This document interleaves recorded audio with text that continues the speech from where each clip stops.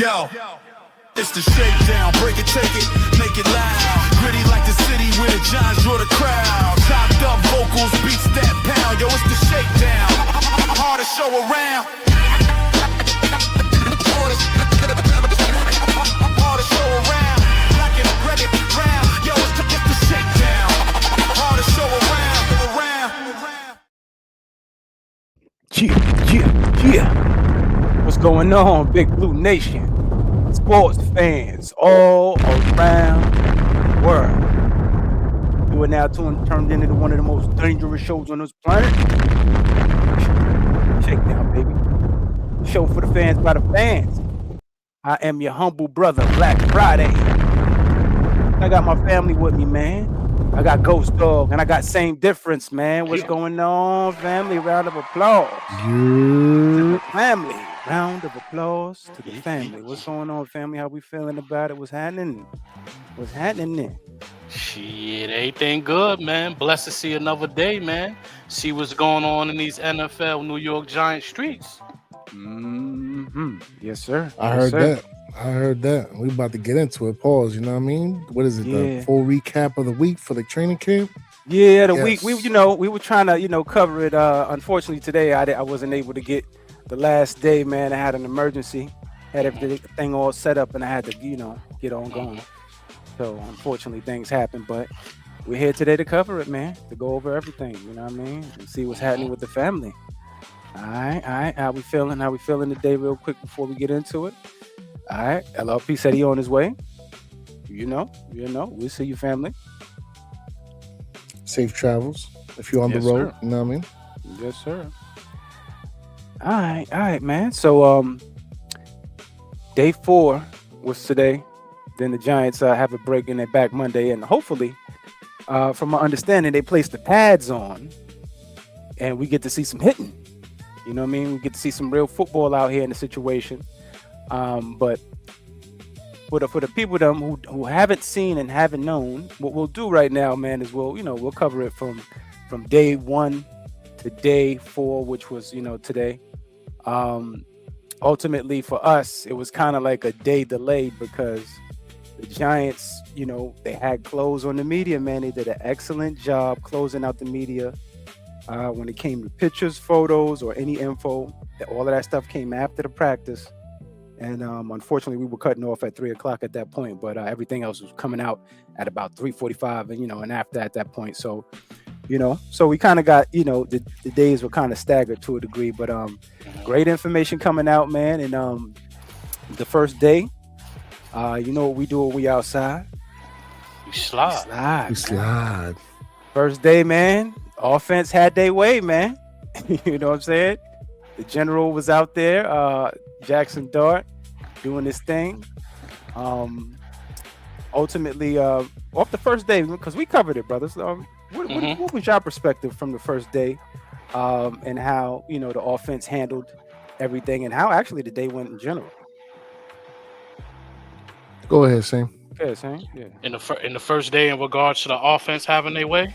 Yeah, man. That's going to be a regular occurrence.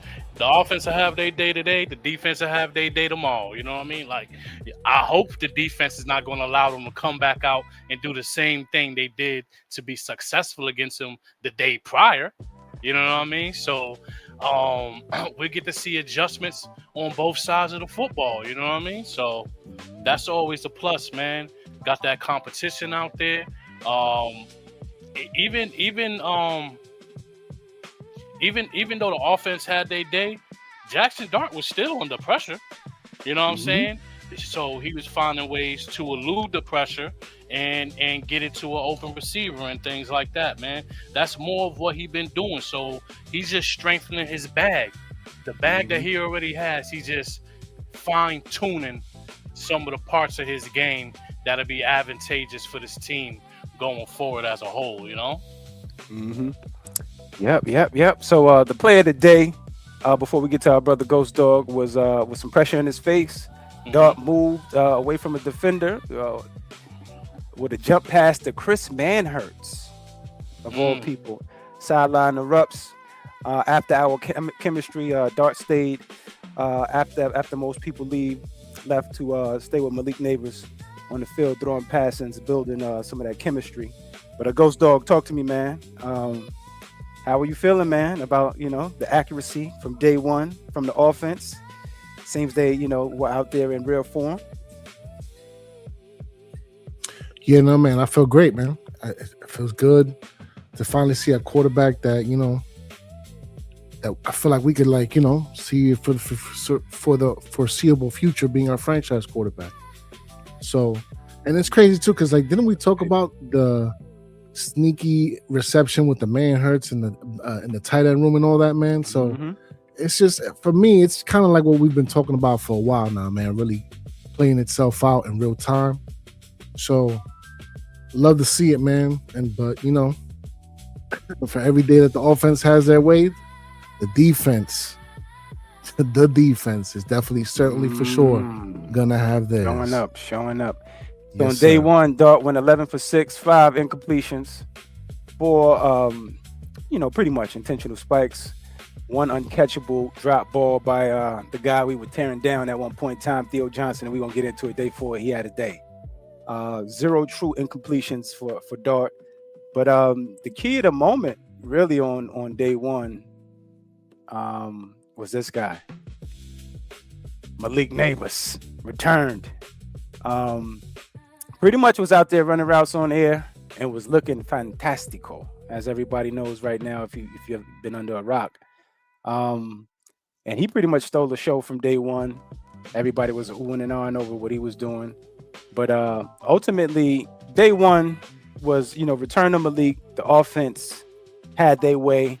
And Dart alluded to it, too, to a degree. He said, yeah, we kind of had a day, but at the same time, Denard Wilson was kind of toning it down on us. You know what I mean? He was toning it down. So he told the truth about that. And talk to me about how you felt about the Malik returning. Same difference. Talk to me about that first. And then secondly, talk to me about the realism of Denard really letting the offense have day 1. All right. As far as Malik Neighbors go, like I said earlier this week in previous shows, man, he's way more ahead of schedule than I thought he would be at this time. I'm one of those guys who thought he was going to start the season on PUP, but to see the highlights of this guy running around, no brace, cutting, taking the extra time after practice to get back in sync with Jackson Dart, it just goes to show, man, this kid is doing the right things to go ahead and be a valuable asset to this team, man. And I'm impressed with his work ethic, man, because when he went down, to me, I was like, that's nasty. The way his knee, meniscus, and other tendons and things like that, I was like, man, it might be a while for this guy to come back, man. But credit to the doctors and the training staff and things like that, keeping him on point, not letting him get too far ahead of himself. And he looked like he's going to contribute to this team, and he's going to be a problem, man, as the 1A on this team. And it's looking like he's going to be there against Dallas week 1. You know what I mean? And I know he had that circled. He had that circled on his calendar, man. And he's getting closer to it day by day. And I like the time that they taking with him. They're not having them out there every single day, running them into the ground. You know what I'm saying? Take some time off, do some healing, get back. You know what I'm saying? So, and then as far as Denard Wilson, hey man, maybe I'll definitely believe that the OC and the DC be talking to one another. You know what I'm saying? Like, there was a time when Wink was here, and one or the other knew exactly who I think Wink knew exactly what the offense was running, and vice versa. And those type of things could definitely be fruitful because it'll boost your confidence on the offensive side. You know what I'm saying? Like, all right, that worked. Let's see if we could do it again. And then, like I said, the defense going to have to clamp up the next day. all right, we gave you one look yesterday. It was vanilla as it can be. But today you're gonna have to try a little bit harder. We're gonna give you a different look. You know what I mean? We wanted you to get some of your practice against people, but more or less it was kind of against air in regards to the way that my defense was playing you, not as aggressive as they would be. You know what I mean? That's a beautiful thing, man, because he Denard Wilson, he get to see who has control of themselves. You know what I'm saying? Because it's some people you say, hey, we only go in 3 quarters. Some people don't know 3 quarters, man. All they know is full speed. You know what I'm saying? So they get an opportunity, man, to see what this offense is going to bring to the table, as well as the defense, man. Shaking it up. You won't be able to see the same things day in and day out. All right, I built your confidence yesterday, but today I'm here to kill your confidence. How you going to get through that? How you going to work through that adversity? You know what I mean? Working through the things we saw on tape. You know what I mean? That with the inconsistencies. Let's see how you go at them today. Exactly. Yeah. Go talk to me, man. Man, look, as far as the Malik Neighbors situation, I just know a whole lot of people got to be eating a whole lot of crow right now. You understand what I'm saying? Because a lot of people were saying that he was going to be out, possibly for a couple games, couple months, even possibly the whole season. But yeah, here we are, first year of official training camp, and he out here running, cutting, moving, grooving, vibing, sliding all over the field like the Malik of old. So it's like, for me, you love to see it, man. But take it slow, nice and easy.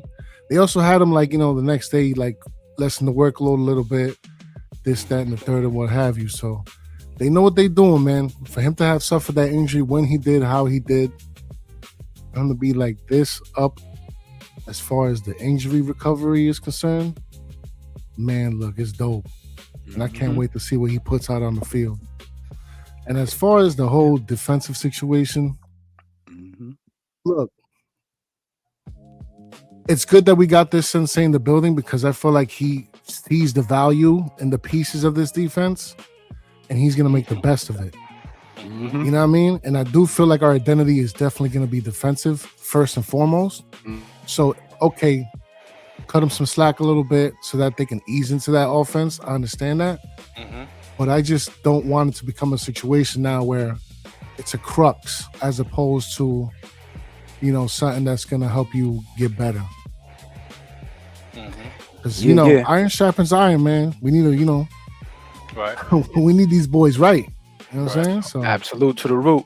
Shout out to our brother Paper Waves out there, you know what I mean? Saying, yo, Paper, like, yo, man, how y'all feeling with the new coaching thus far? And Harbaugh we trust. That's all. Paper Harbaugh Waves. we trust. That's New England, right? Paper Waves, Yeah, New England? yeah. Yeah. That's our family Paper right there. Waves. Shout out to Paper Waves. But one thing about Denard Wilson, they could have just been, yo, we staying in cover 2. That's it. We're not doing nothing different. We staying in cover 2. If you could beat us, you beat us. But if you can't, you got more work to do. You know what I mean? Like, Yeah, man. So day 1, offense had their version of control, and the reality started setting in day 2. The defense just started smothering and covering any and everything out there. Denard Wilson's units responded with consistent pressure and tight coverage. Dalton Wilson struggled to move the ball very little. Man, listen, man, I got to be honest with you. This is the defense is our identity, man. This is who we are, man. Kayvon showed up, day 2. They got him playing on unit 2, man. Had a, pretty much a tip at the line of scrimmage, took it back to the crib, interception, pick 6, man. But that wasn't it. The front 7 wreaked havoc. We went over it pretty much on the day of. Pretty much near interceptions, PBUs, versatile front 7 defenders continue to be effective in multiple ways, because he got them lining up all over the place. In disguise coverages, looking like a zero, pullback, all of this stuff that Wink was doing, the zero blitz stuff.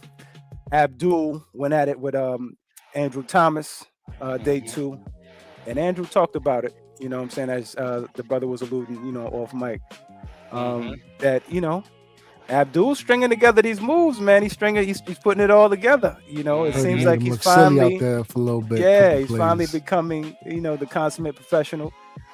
In the backfield, he was a terror. Had 2 would-be sacks day 2 with a pressure, leading to a 3rd sack. He was all over the place, man. Yeah. Same. Talk to me, man, about how this defense just it's like, all right, yeah, I had it day 1, but day 2 it's time to turn them up. Turn them up. No, turn them up. Yeah, and then if you got Tibbs starting on the second team, bro, we're loaded. You got Tibbs coming in as one of the best players on the second unit. That means we got guys that's going to be so interchangeable. Fatigue should be not a problem come fourth quarter for us at all. You know what I mean? Because we got people that's able to get after the quarterback, stop the run.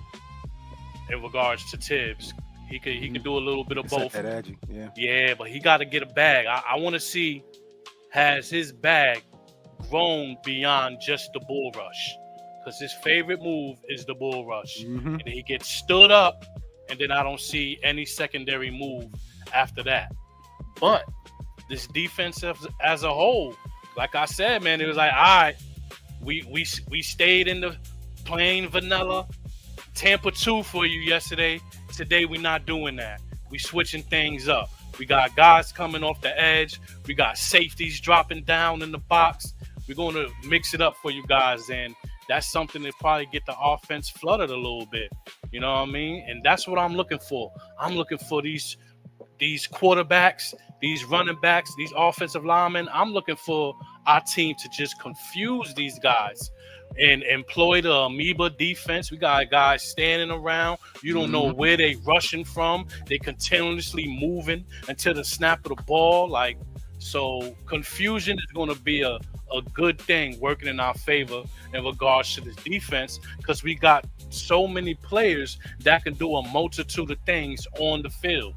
You know what I mean? Like sometime we're going to only have one linebacker in the middle, like a Edmonds, and then guess what? Arvell Reese going to have his hand in the dirt and things like that. So with the versatility, who knows? Edmonds might be blitzing and somebody else is pulling out into that zone, dropping out.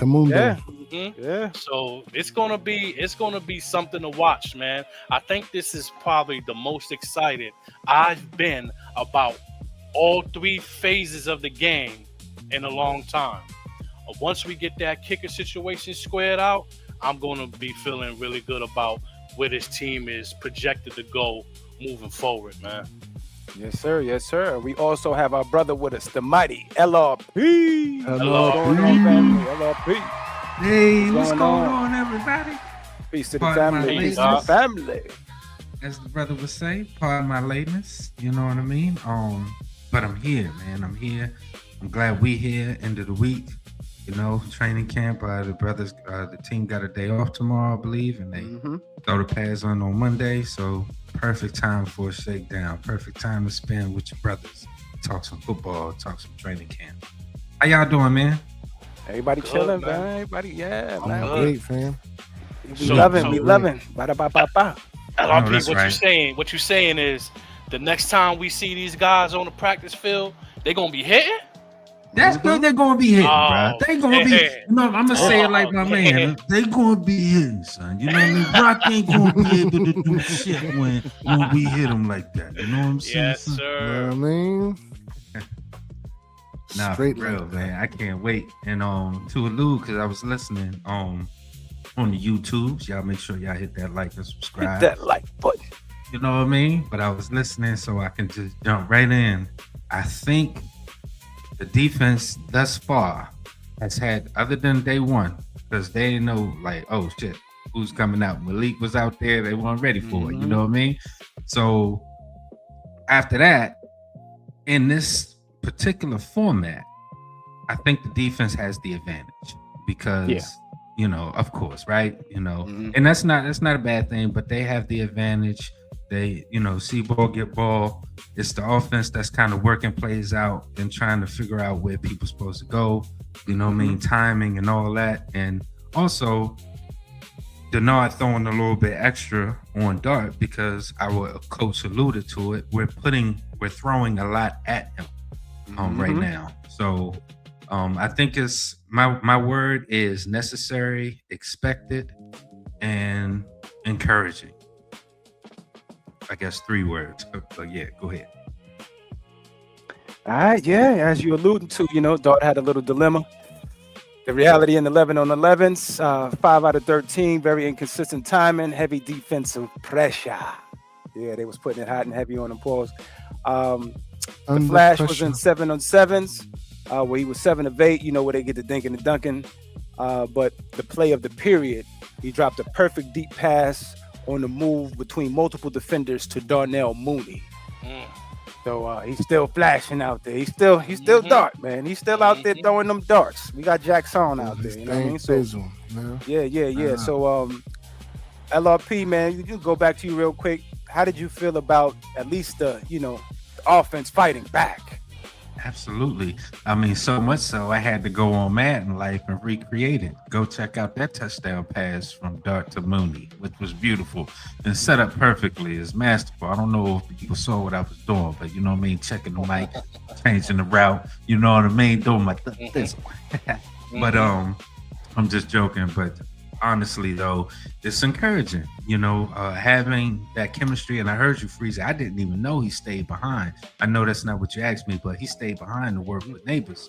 Yeah. And a couple of other guys. I didn't even know that. So it's encouraging, man. Go to work, Dart, you know, do your thing, bro, and start, you know, building that chemistry with all your guys. Fantastic. Yeah, I hope man, did I answer that right? I'm sorry. Oh yeah. There's no wrong answer to that. But yeah. Ghost, talk to me, man. How you feeling about Jackson and them fighting back, man? They fighting back. At least they did day 2. I mean, you know, he had to, man, because you know it's tough when you got Abdul getting in there, pause. You got, you know, Kayvon Thibodeaux doing business, and then Brian Burns. So it's just every which way, all up and down the line. And it's crazy too, because you know, as y'all alluded to earlier, man, Denard Wilson got these boys lined up all over the defensive line, so you don't know where it's coming from. You know what I mean? Yeah.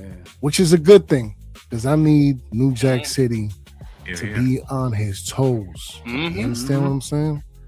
Ready for anything, any situation, any scenario. So keep it up, man. Yeah, and if you think about it, just last turned year, up a little bit, you know. Yeah, my bad, family. If you think about it, just last year, just a touch of, you know, just having the trio of Burns and Kayvon and a young Abdul as a rookie, he was ready. He was ready for Denver, based off of the friction he was getting in that practice. So I can't even imagine now. You know what I mean? You know what I'm saying? And who? You know what I'm saying? Outside of the games, we're looking at like, that's a loss. That's a loss. Because we was doing the same thing with Denver. So, you know, like they issued the bed and, you know. Even the Chargers too, I said it was like, we about to lose this, I think. But real quick though, if I may, man, because we're talking about the edge rushes and the pass rush, fam, the defensive backfield was batting down passes and all that, whether it was Javon Holland and even Deontay Banks. He made a couple deflected passes too. So. Banks showed up. You're right. That's gonna be major key, man, because they're gonna need to hold up. And again, there's that, you know, situation to keep your eyes on with the cornerback position. Yeah, who's gonna be the guy? You know what I'm saying? So we need that for this pass rush to be effective. To add to that, and keeping with that same day, our running back spoke about that in a different way, but in a sense of saying that he just see the guys power over him and he's getting the ball, and you be like, oh shit, he's right there. Said that in his presser. And with the linebackers. With the linebackers and everything. Yeah, he said having the 6'4", 6'5" plus linebackers, they're just as tall as the guards. So it's like it's kind of intimidating because it's like, oh man, he's right there versus, you know, he can see me. You know what I'm saying? He said it's advantage both ways, but I can see him too. But it's you know, it's different. He said it's different. He said exactly, you know, what should be, you know, when they face other guys. I leave that where it is. But you know what I mean? You're absolutely right. Batting down balls, getting in the lanes, they're working on that, they're teaching that, they drilling it, and you see it. Yep. Same. They fighting back, man. The offense, they fighting back. Yeah, they fighting back, and it's going to be really, really crucial for a player like a Theo Johnson to be on top of his game, man. Because when he bounced back. When these quarterbacks are under pressure, man, those are the outlet routes right there. Yep. Tight ends, running back out the backfield. You know what I mean? So those guys need to be on their shit, man, and be able to bail Jackson Dart out, because he already showed the uncanny ability to move in the pocket, outside of the pocket, and still keep his eyes downfield, looking for completion rather than a run.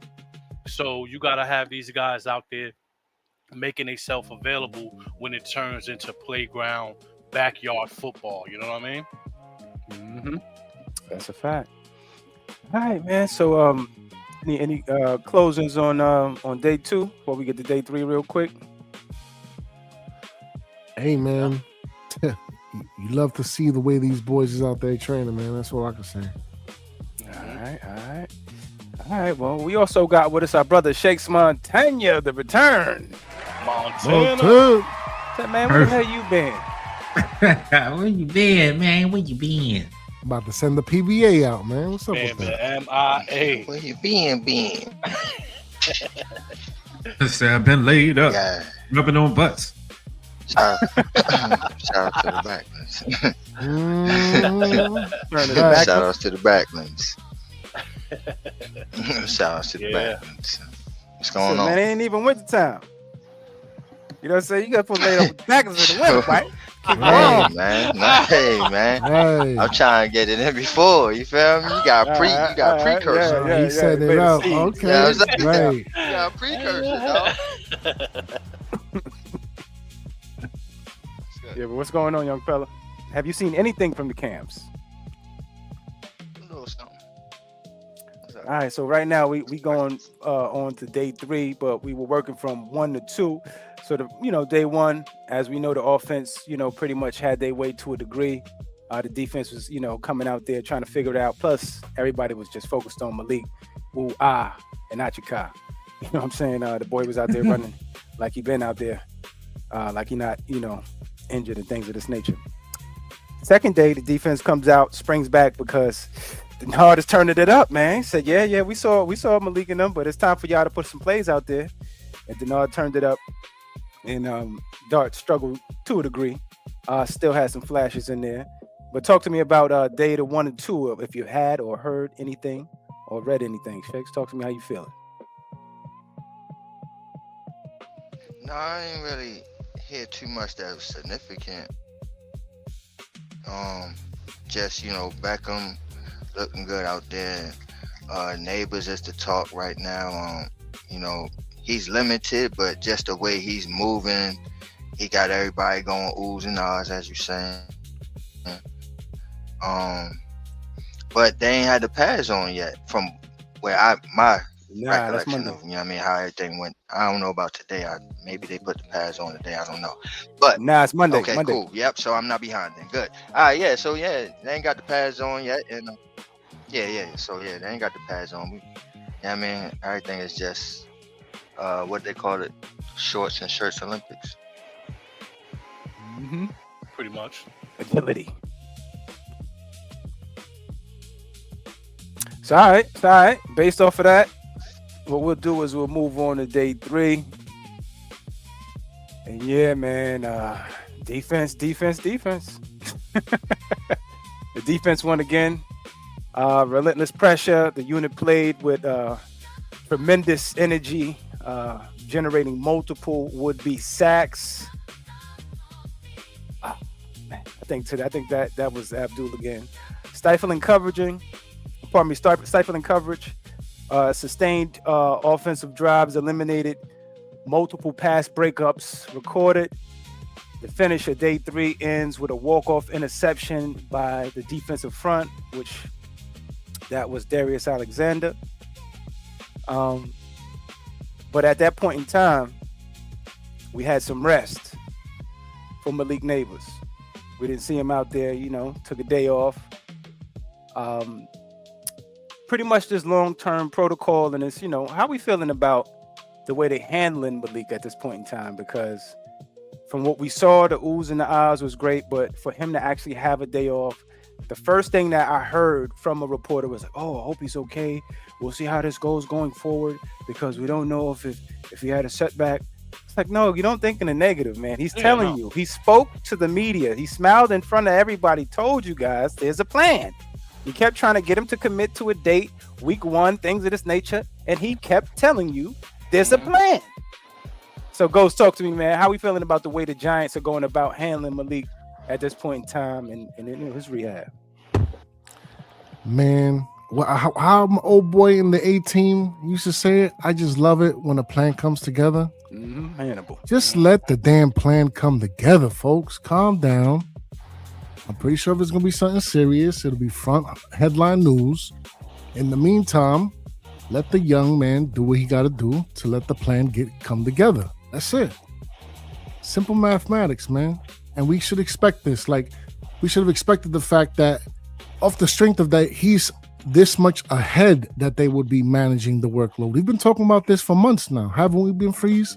So it's like, come on, man, like a la Andrew Thomas and what have you. So media, they're going to jump at any opportunity, you know what I mean, to overhype shit. So, nah, man, calm down. Let the young man do what he got to do to get ready. Whether it be week 1, week 2, week 3, or week 4, don't matter. He will be there. He's going to be there. Dang. Talk to me, family. They doing it how they supposed to do it, man. They doing exactly how they supposed to do it. Ramp them up. Stay in constant communication with them. Let them know, hey, you did good today. Are you having any soreness? Oh, you are having a little soreness? Don't even worry about it. Today is a rest day for you. And like I said, when you have a injury like that, your rehab is continuous. He's out there and he's in the 7-on-7 drills and on the sideline and things like that. But he is continuing to rehab that knee. You know what I mean? So that's something that we don't want to get out of whack with, because we need this guy healthy for the season. Just like the bottom line there says, man, you can't win the regular season during training camp, but unnecessary injury could cost you games later. And that's an absolute fact. So there's no need to wear him down now. I love the way they're approaching it, allowing him to do what he can, not push it past the limit, you know what I mean? And stay healthy for the most part, man, so he can help this team be one of the most feared teams in the NFL, man, after being the butt of people joke for so many years, man. He's going to be a part of what helps turn this team around, man. So I love what they're doing with him, and I hope they continue to go that way. September is a month away. We don't need him out there acting like the game is tomorrow. He's fine. He got time to get up to 100%. I'm pretty sure he's probably in, I don't know, maybe high 80s, low 90s. He's not 100% yet, and we're not going to treat him as so. That's right. All right. LRP, talk to me, man. How they handling in league, man? How's it going, man? From your perspective, man, I love it, bro. I absolutely feel what you said when the questions came. I even had a joke set up from when I heard the press conference after when they mentioned it. You know what I mean? And there was a boiling point. I'm telling you right now, if there was a pissed off meter next to John Harbaugh's temple, where each dumbass question that was asked, you can pinpoint when that shit runneth over. You know what I mean? Because it was like, goddamn, they got a hell of a plan. Absolutely. Take that day off out there on the first day.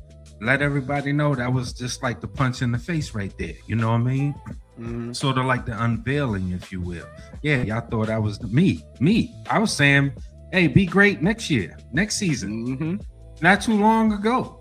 You know what I mean? I hold myself accountable to my shit. hey, I was like, yo, be great next season because I know what you can do and I know what your career is worth.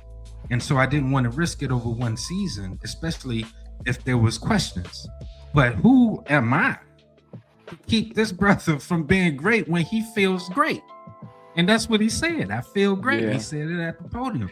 So But I think it's also- only right to Also, what happened, LRP, from what he was saying, when they threw out that cleanup, he was, because they was trying to, keep that, in house. Something leaked, so he was Right. saying whatever date that cleanup happened, he don't know. He don't know what date that was, and it kind of coincides with what actually happened because he was running that way before we saw him. Right? It wasn't just he came on the field, and all of a sudden he's doing that. They made sure to clear him through steps and protocols, and we never knew nothing. That's the part of it that I liked about this whole process, when it comes to him and even the training camp.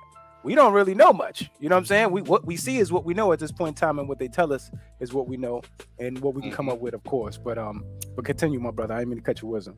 Nah, you good, bro. You know what I mean? So the next day, get the treatment, find out what worked, find out what didn't work, how you feeling, ready to, you know what I mean? So I think it's a perfect plan. I ain't got no problem with it. Keep it going. I don't know what they have planned. You're absolutely right. I thought the cleanup date was the date that they said, but we didn't know that. He was further along than what we knew. So it's all good. Because he definitely did say on the podium that the cleanup date that we found out, it happened prior to that. Right. So we thinking that the cleanup date was probably 6 weeks ago, maybe. So we're like, man, this guy's not going to be ready. But he went up there and said himself, man, that date that we got was not the date that he had to clean up. Yeah. Shakes Montana, talk to me, man. How you feeling about the protocol and the way they handling leak, man? Y'all know my whole thing. I said this for 12, 13 years. Bubble wrap, baby. That's that. Bubble wrap, baby. Bubble wrapper, baby. You feel me? That's my thing. That's my mantra. I sticking to it, dog. You know what I'm saying? I am happy that he is out there moving like that, and that's a good sign. And to me, one of the main things that I get worrisome about, because they can be 100% or even close to 100%, right? They can move all like that or whatever.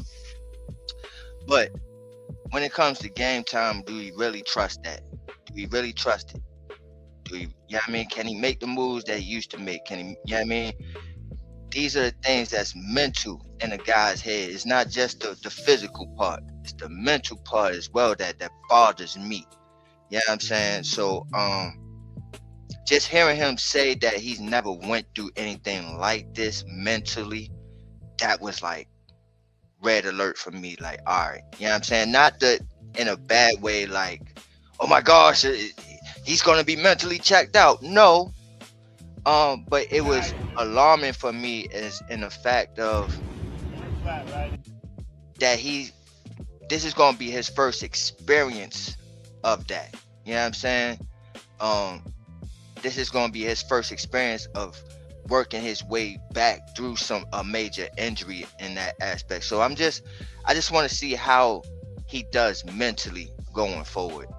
And as well as the phrase of the date of the scope, or the second whatever.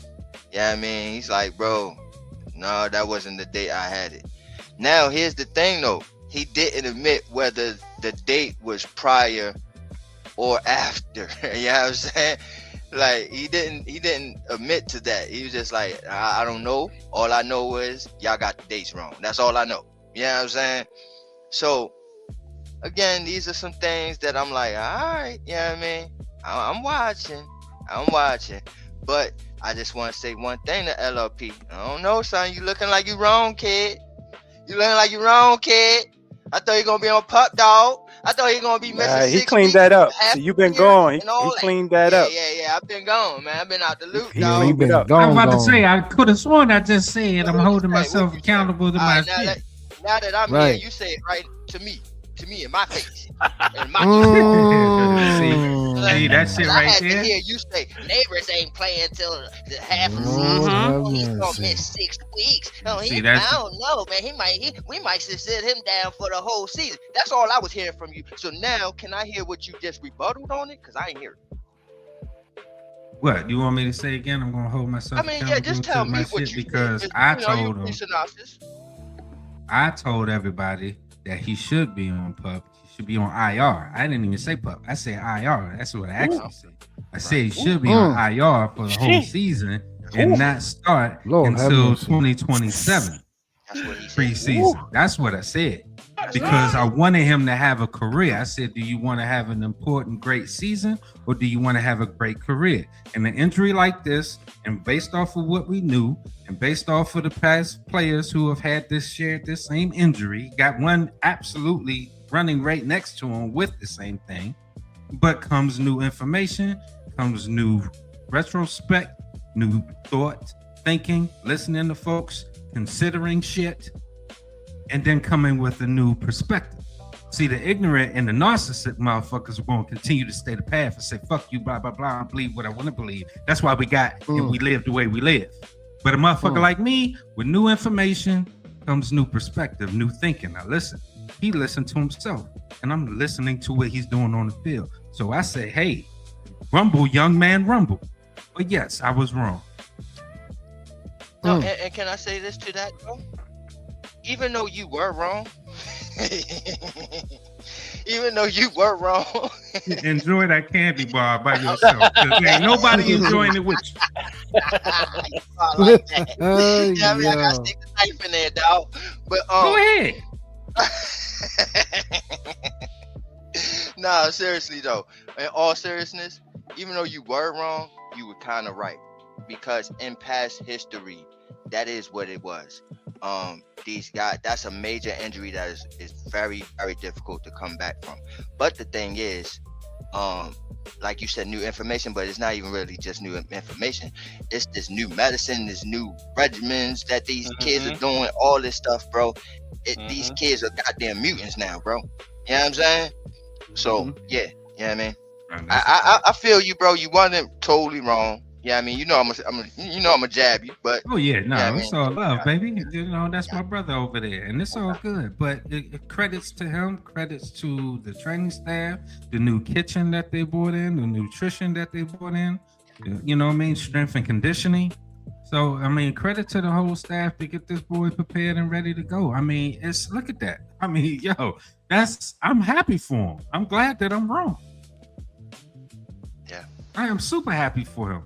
I don't know why it's bugging me out, but he catching the ball with the gloves in his hand. You know what I'm saying? Like, that's what shit. I ain't mad at it at all. It's like, okay, motherfucker. Shit, that's what I'm like. Okay, shit, show me. Motherfucker jump in the pool. It's like, shit, I'm gonna shoot this motherfucker anyway. Also, what he said, and I'm sorry if I'm cutting anybody off, but also what he said to me was that he wasn't working to work his way back to what he was. You know what I'm saying? He's working to get better. You know what I mean? Like, it's like he wanted to pick up where he left off. And to me, that's what speaks volumes to me, because a lot of times in that injury, you want to get back to I want to get back to me. I want to get back to form like I was before this injury. He's like, man, I want to be lightweight ahead of that. You know what I'm saying? I want to be on my progression that I was supposed to be on. You know what I'm saying? So very, very positive. What he said, the first year was what? Mediocre? What he said? Yeah. Not the word he used. That was crazy, because like the normal. reporter had to repeat it. Like, you that's said normal. it was mediocre? Yeah, like that was like regular. You know, like how the battle rappers like, that was light. He's like, yeah, that was light. You know what I mean? Yeah. But all right. So moving on. Day 3, as we were talking about before we got into the Malik banter, the offense struggled. Dart went 7 of 14 passing with 1 interception. looked sloppy and disjointed. Consistent pressure prevented any offensive rhythm, particularly during the 2-minute period drills. The defense has been ramping up. There's no need for me to ask you any questions about that.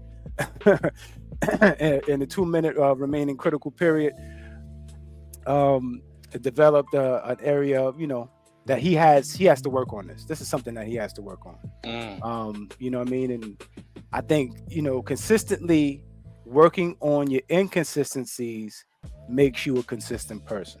So ultimately, at this point in time, Dart in his development, the way I'm feeling about it is great, man, because I think he went from seeing what a coach would like for you to do and what you really are supposed to be doing in the NFL, like what the basics are, how you practice, how you really prepare, and these kids aren't getting let off this time around. But ultimately, it was the trenches, man. The consistent pressure in the trenches from Brian Burns. He generated several pressures in would-be sacks.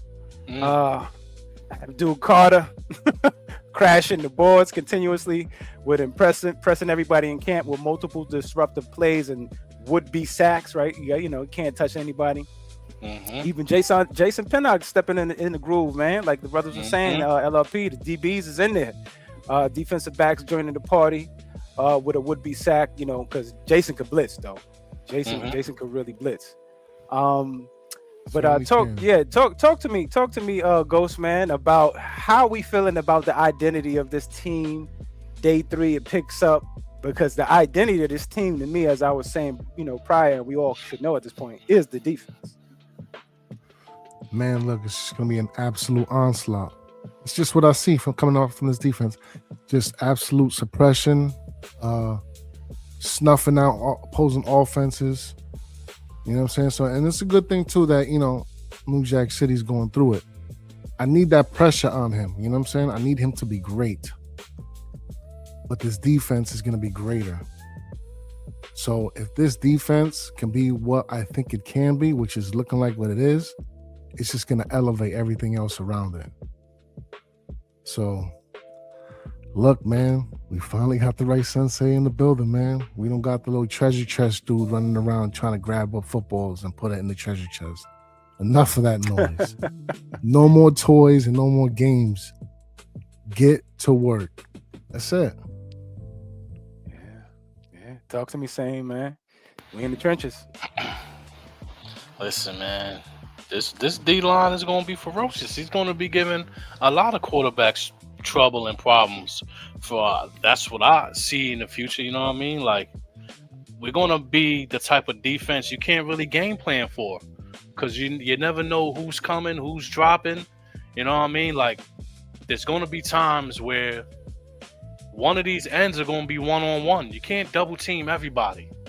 So as long as we got somebody in the middle at the defensive tackle position forcing double teams upon themselves, we're going to have somebody beating the man in front of them on the edge and collapsing these pockets for these quarterbacks, keeping them tap dancing and things back there in the pocket, man.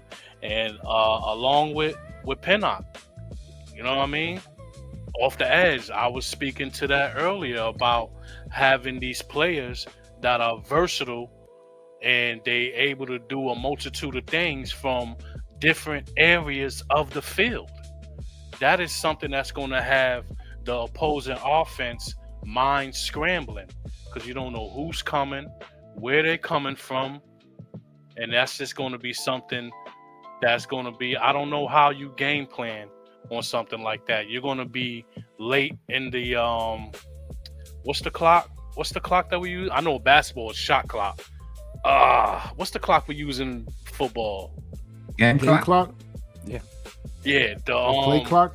Yeah, the play clock. The play clock. Is it the play clock? Yeah. So these guys are going to be, that play clock is going to be low as hell before they get the snap off, because we're going to have so many dudes that's able to attack, and you got to identify who may be coming, who, you know what I mean, calling out protections and things like that. And what if you get our 2 6'5"ers hugging up in the A gap? You know what I mean? Like, so it's gonna be a beautiful thing to watch, man. And then you got somebody like a Pinnock who can he's gonna be able to eat back there, like doing his job, and he just knows his assignment, man. That's one thing I always like about Pinnock, man. He knows his assignment and he's effective. He's not doing too much and he's not coming up short. So this defense is going to be a problem, man. The trenches. Who ended the Alexander, right? Was it Alexander that ended the Yeah, Darius. Yeah, things like that. Something like Yeah, that, right? Nah, he just dropped into the game. Just End the dropped? game. Gotcha. Yeah. So we're gonna be hearing names like that coming up. Like, we already know all the guys, but we have some of these defensive tackles step up. That front seven is gonna be a complete problem for anybody we face, even our own offense included. Yes, sir. Yes, sir. LRP, talk to me, man. Yeah, and those 2 clips you put up there, LRP, you said it don't got no sound on it, correct? Correct. Let me try to run it. But go ahead, brother. Talk to me about this defense, man. What's happening with it, man? Man, I love it, bro. Like, absolutely love it. This defense is going to be awesome. Right here, what you're looking at is quarterback drills from day 3. You know what I mean? Just because we were just talking about Jackson Dart. But you guys are absolutely right, man. It's gonna come from all avenues. You don't know where it's gonna come from. And I've seen firsthand how it could be ferocious, because check out the man life. That's all I got to say about that, because I couldn't wait. I'm telling you right now, this ain't got nothing to do with playing video. I could not wait to line these guys up to see what kind of computer generated shit could happen. You understand? For real. You got so many individuals that can rush the passer, that are athletic, sideline to sideline. I mean, and a forgotten soldier that I have to mention, Jack Kelly, my son, BYU. I watched you along with Basket. I forgot, but those 2 boys this past season in their collegiate careers doing amazing things. And Jack Kelly got his name on the wall today. From when we get to day 4, but I know we still on day 3, so apologies for that. But I got to shout out Jack Kelly, man. You know what I mean? So with all of these different guys, Carter was projected to be on the same level, if not even better, than Michael Parsons. I just got to put that in perspective. They put Michael Parsons in the Lawrence Taylor daggone jacket first season, and Abdul Carter is scheduled to surpass that on some Vegeta shit. You know what I'm saying? Like Goku type shit. You know what I mean? Not even Vegeta. So, you know what I mean? He is definitely the guy. Tibbs and everybody else, Darius Alexander, Averill Reese, feeding off each other. And shouts out to Freezy that got an intro for all of these cats. Man, I hope they play that shit when they come out in training camp. Just let everybody know for a fact that Black Freezy should be producing your goddamn intro. You'll be ready to run through a goddamn wall after listening to what that brother brings out of his brain. Appreciate it. That's a fact. That is a fact. Averill Reese. He's a beast. He's a beast, man. Y'all better go listen to that shit. These boys are coming. That's all I got to say. Yes, sir. Yes, sir. And speaking of Averill Reese, man, as we get the shakes, man, we in the trenches with the shakes, man, but we got Averill Reese on the screen. But talk to me, man. How you feeling about this defense?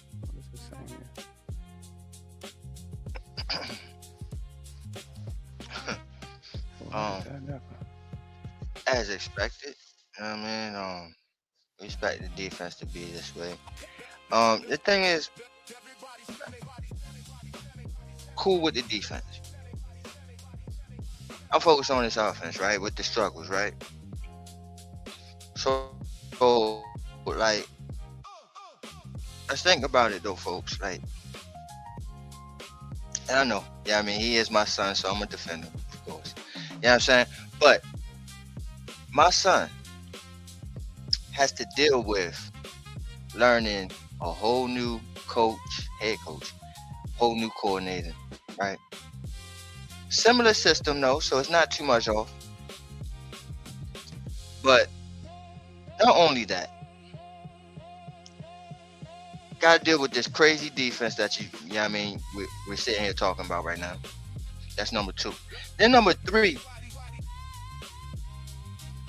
none of the guys that he's throwing to right now is the guys he was throwing to last year. And maybe Theo Johnson, and maybe Burt. And I can give a little slate in there, you know what I'm saying? But everybody else is new. Mooney, Neighbors, because he ain't really had no time with Neighbors. Mooney, Austin, Beckham, Barrios. Yeah, the list goes on. They're likely. You know what I'm saying? All these guys are new guys. He has to get a connection with. Mm-hmm. So let's just hold off on talk about how much he's struggling. Okay, leave my child alone on that part. That's why I just wanted to defend my son on that. As far as the defense, like I said, we expect this. Now the thing about it is, which is also good for my son, but the thing about it is that these guys are bringing something different that they ain't showed last year. You know what I'm saying? And that my son ain't even fucking used to. That by the time he faces teams in the NFL, this shit gonna be light work for him. Because what the fuck he's dealing with at camp and practices every day. Shit gonna be light work. You know what I'm saying? So I'm glad that he's getting this work. But for the defense, everything is new and it's back to aggressive. It's aggressive. It's aggressive defense. It's none of that conservative shit. So and the last part about it is with Pinnock. When y'all praising Pinnock, and I've never been a Pinnock guy. Y'all know this. He's been alright. You know what I mean? He's alright, but he's not real. I feel like how I feel about Tracy now is how I was feeling about Pinnock before. But now I'm happy Pinnock is back.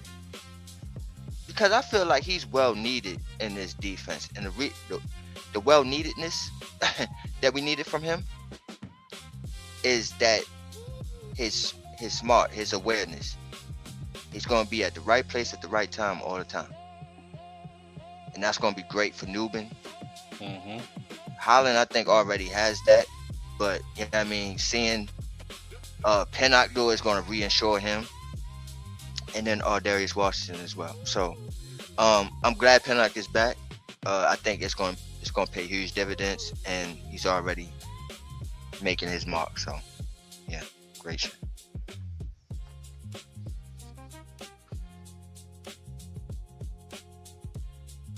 All right. And so we were about to talk about. Say that again. Yeah. So as we was about to talk about the breakout star, Arbel Reese, man.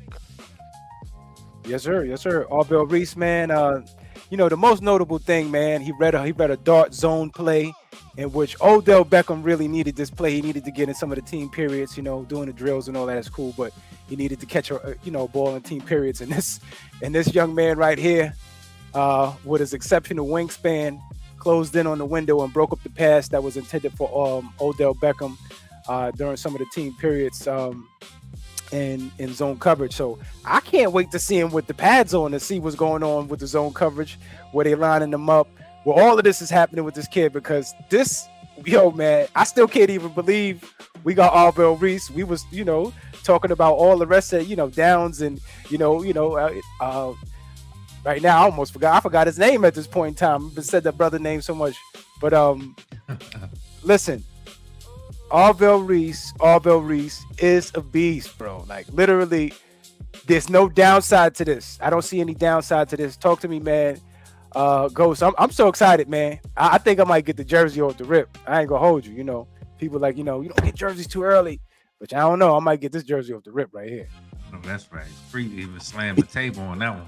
I heard it. Right, man, for sure, man. And you know what, man, it was crazy because like I was a Sonny Styles guy. Sonny Styles, but that was because right, Sonny Styles. But I just that's off the strength of I didn't think we was gonna get Arvell. Right. You know what I'm saying? But that being the case, man, I know they throw generational out there a lot. Have we found a generational type of linebacker? And look, it's been too long since we've had that over here. Since we've had that Mike, you know what I mean, that can command the defense and what have you. And I get it, he's a rookie. Obviously, Trayvon Edmonds is going to play that role. But who's to say he can't be that for the future? You know what I'm saying? So it's looking nothing but up for this young man right now, bro. Like, and I can't wait to see him on the field. It's just, bam! I'm telling you, man. Once everything comes together on game day, man, and when they out on that field, man, it's gonna be like poetry in motion with this defense. It's gonna be crazy, bro. And he's gonna play a major role in that for sure. Yes, sir. Yes, sir. All right, talk to me, same man. How you feeling about the Arvell Reese? Yeah, matched up with Edmonds there, man. That wingspan is going to be crazy, man. Like, all those inside slants, all those drag routes, I don't know, man. Like y'all going to have a problem across the middle of the field with 2 6'5"ers right there staring at you. And if we play in zone, looking at the moving like that, fam, moving like that, 6'5", moving like that is crazy work. Strength, speed, athleticism. As long as you got the know-how with it, all that shit is gonna fall into place, man. And we're lucky to have the dude. I thought he was going top 2. He shouldn't even made it to 5. So I believe he will come here and continue to blossom, and he's going to have an all-around game, man. He's going to be one of those backers who never have to come off the field. You know what I mean? Guard your tight end, stop the run. You know what I mean? So we looking good, man. We looking good in the linebacker room right now. Yeah, all I can say is, what better organization or head coach to start your career off with is all I'm saying. Facts. Mm-hmm. As a linebacker? Facts. Mm-hmm. As a linebacker. If I may correlate, you know what I'm saying? If I may correlate somebody by the name of Ray to a Lewis, you know what I'm saying? With the same number. You know? Man, I agree 100%. I can't believe we got him too. Sometimes you just wake up and be like, yo, did that really happen? Because I could have sworn him and Carl Winslow was going to be gone. You know what I mean? Carl Winslow, you know what I mean? So, I don't know. I'm just happy that he's here. You know, he didn't end up Carl, but shout out to them.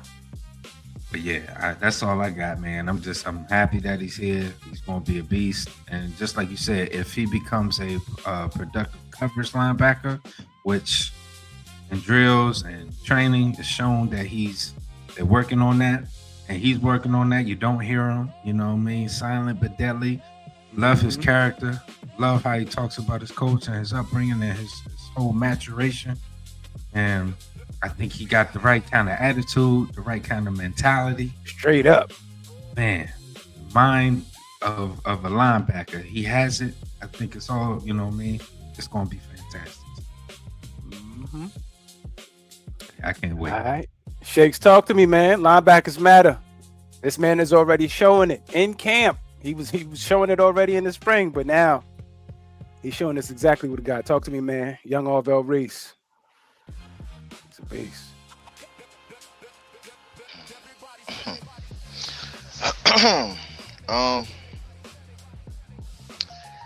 So I kind of want to eat some crow here. Yeah, man. Like, please do. I'm gonna eat some crow. Put a soda on the side. Yeah. Yeah. We need a crow sound effect for real. Like, For real. Well, to be honest with you, it's been a while since somebody has actually, honestly, proposed to, fry up some of that crow in the backyard. Yeah, they used to be a thing. Yeah, no doubt. Yeah. No doubt. Down the original right there. And the reason why I'm eating crow, ladies and gentlemen, for the people that don't know, you know what I mean? I think some of my compadres know where I'm going with this. But reason why I'm doing this is because in the draft process, I said, I don't know about drafting this guy. This is before the draft. Okay, this is prior draft, okay? Yeah, you gotta say and that I part said, I louder. don't know about drafting him because, okay, this is prior, all right? This is prior draft. And I said, I don't know about drafting him, right? Because to me, he's too similar to Abdul Carter. And I said, why would you have two Abdul Carters? Now, again, I am sort of right because he's in that mode of Michael Parsons, and that's where Abdul Carter is as well. So they're kind of like twins, right? But reason why I'm eating this crow is because he's far more and way more value than even Michael Parsons. Hear me out. All right.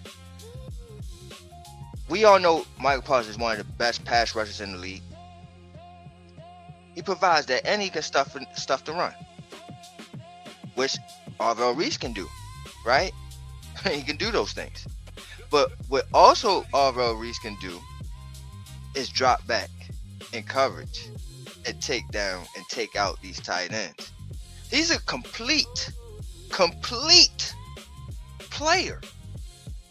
Absolutely complete. If you wanted to make up the perfect linebacker, put it in AI, Arvell Reese will come out. Pause.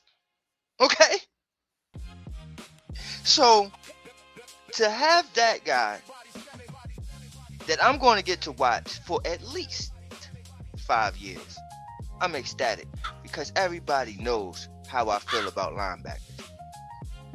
So yes, I want to eat this crow because I was wrong on just putting, he's just another Abdul Carter on him. No, he's an Arvell Reese. The end. Yeah, I was trying to get the crow in there. I couldn't get it. I couldn't get a good one. I see. I heard a little bit. I was trying. I couldn't get a good one, bro. I was trying to get the original crow. Yeah, that bird needed some milk. Somebody sniped shout that out crow to school. clean out the sky, Shout out boy. to school. What up, fellas? She said, salute to school again. You know what I mean? School. Family. What's going on, school? What's going on, family? That bird needed some milk. Yeah, man. Yeah, eat that crow, Shakes. Yeah. I remember you saying that. I remember you saying that, and I was like, yeah, I understand. I get what you're saying, Shakes. I get it, but this kid, he could cover. And so once we got into a situation where it's like, yeah, but shit, Abdul could cover too, but I don't know. You know, at this, Not like that. you know, junction, not like this. Not like this. Yeah, because he was doing this shit. He got notch on the belt with it. So That's that Tony Reich shit. Yeah, he could cover, but not like cover. that. Not like that. But not like that. Not like that. Not like that. All right. So moving on, day 3, the play that ended the day, man. Cover 0 disguise. Pretty much they had everybody on the line of scrimmage. I know Jackson was like, "What in the fuck is this?" Sheesh. And pretty much after he got trapped with that disguise, sat in the zone, was young Darius Alexander, dropped back in the zone. Ended the game scenario, by the way. The offense had to score. This was, score or lose the game. Defense had to stop them or lose the game. And ultimately, Darius Alexander was the one that came down with the interception. Said he dropped back athletically, dropped back while looking at the quarterback. Stepped into the zone, stretched those long, I think he got 72. I'm not sure, pause. 72-inch arms out there, grabbed the rock and sat on his fanny, ended the game. Crowd erupts. How we feeling about Darius, man, in this second year, man? Because we already know what the defense is doing to the offense. We can see this just off the cover zero look. We already know what damage they was doing to the young man. Be easy on Dart, Shake said. But how we feeling about Darius's, acceleration and him coming along, man, going from a young veteran who pretty much missed a good portion of camp due to some ailment to now taking these reps. He's ready. Seems like he's ready. Talk to me, Ghost. Love to see it, man. I mean, you saw the potential, him coming out of Toledo, obviously. Just maybe the situation with the competition at the smaller school kind of held him back a little bit in terms of development. And also, he had the injury situation, too, early on, didn't he? So, a couple setbacks here and there, man. But I fully expect him to take that next leap in year 2 because the talent is there. And again, man, the main theme of this offseason is management. The right senseis, the right teachers. So, man, making plays like this with the tip drill, if I'm not mistaken, right? This is, putting your hands up in the lanes. Remember, man, it's not only caught. So that's right. He dropped back. Correction. Because I keep thinking about the KT. Yeah. I keep thinking about the Kayvon Tibbs tip one. You know what I mean? Because and that's the thing, though, man. Like this defensive line, it's just looking crazy right now, man, with the schemes and the setups. And to have a defensive tackle like Darius Alexander going in coverage and making plays, That's crazy. Man, you love to see it, man. Right. But, man, shout out to Darius Alexander. Nothing but confidence for the second year leap. Yes, sir. Same. Talk to me, man. Darius ended the periods, man. How you feeling about him? That's good. That's a step in the right direction because he didn't play most of the season last season. He doesn't even have 17 games under his belt. So he will be going into his second year, but still pretty much a rookie. You know what I mean? So it's going to be really important for him to take what he learned in the classroom and put it on the field. Because I think damn, who did we lose? We lost a tackle. Who did we? What was the tackle that? Name, bro. Nacho? Yeah. Right, Nacho. Nah. Roy Robinson Harris. Yeah. So when we lost him, that'll put more onus on Alexander to step up and fill these voids. You know what I'm saying? Because the depth that we was planning on having and him being a part of is no longer there. We still got players, but not the players that we plan to start the season with. You know what I mean? He's a young up and comer. I expect him to make some splash plays, man. I expect for people to know Alexander's name about 3/4 of the way through this season, man. He's going to bring more to the table than people may think or even know, because he's one of the hidden gems on this team, I feel. And last year, the time he missed, I don't think it was really even due to injury. It was like some type of illness or something. Yeah, it was medical. It was medical. Yeah, go ahead, though. Keep going. Yeah. Right. So I'm looking forward to him getting out here and showing out, man. I'm looking forward to him getting out here and showing everybody what he could do and what he brings to the table. Shout out Alexander, man. I love the pickup in the draft, and I know he ain't gonna let us down on the field. Yes, sir. We loved it too. That's that for night, sure, man. We erupted. We erupted that night. We chose that kid. All right, LLP, talk to me, man. Great Second name. year. Indeed. Great name. Great player, great person thus far. Continue that trajectory. And if you can go back to that other clip, other slide, iron sharpening iron. This is going to be a learning experience for Dart, because I'm looking at the drop back. Yep. That looks like it can be confusing from a 5 to a 7. I think 5. You know what I mean? And the hitch. Yeah. Right? So And it's a out. learning lesson for him to be able to look at the film and know how that can work out for you next time with other people. And it's definitely a blessing for Alexander. Alexander, don't forget to ride. You know what I'm saying? No matter where we go, make a name for yourself, and you are not going to throw away your shot. So keep on hitting them over the head with talent, bro. And I had to clear my throat. I'm going to do that shit again because that note probably, represented myself wrong. But only reason the voice ain't called me yet is because they lost my number. That's the only reason. They lost my number and they need to find it again. But continue. I digress. No doubt, no doubt. Shout out to the family. Barry in the building. Said a 10-sack cat. Darius? Okay. I was wondering. Yeah, he said Alex, Abdul, and Reese. Flex emoji with the fire emoji. Shout out to Barry. Not even talking about Burns or KT either. That's the crazy part, man. So many people, bro. Yeah. So many Shakes, people. man. Talk to me, man. How you feeling about Darius Alexander and his rise to stardom? Because it's looking like it's going to be him, man. He's going to get the opportunity. I think this was like a topic on That's on Giants or something like that. Yeah, it was. Yeah, and we spoke on it, and we spoke on the medical issue about it and all that. Like I said in that show,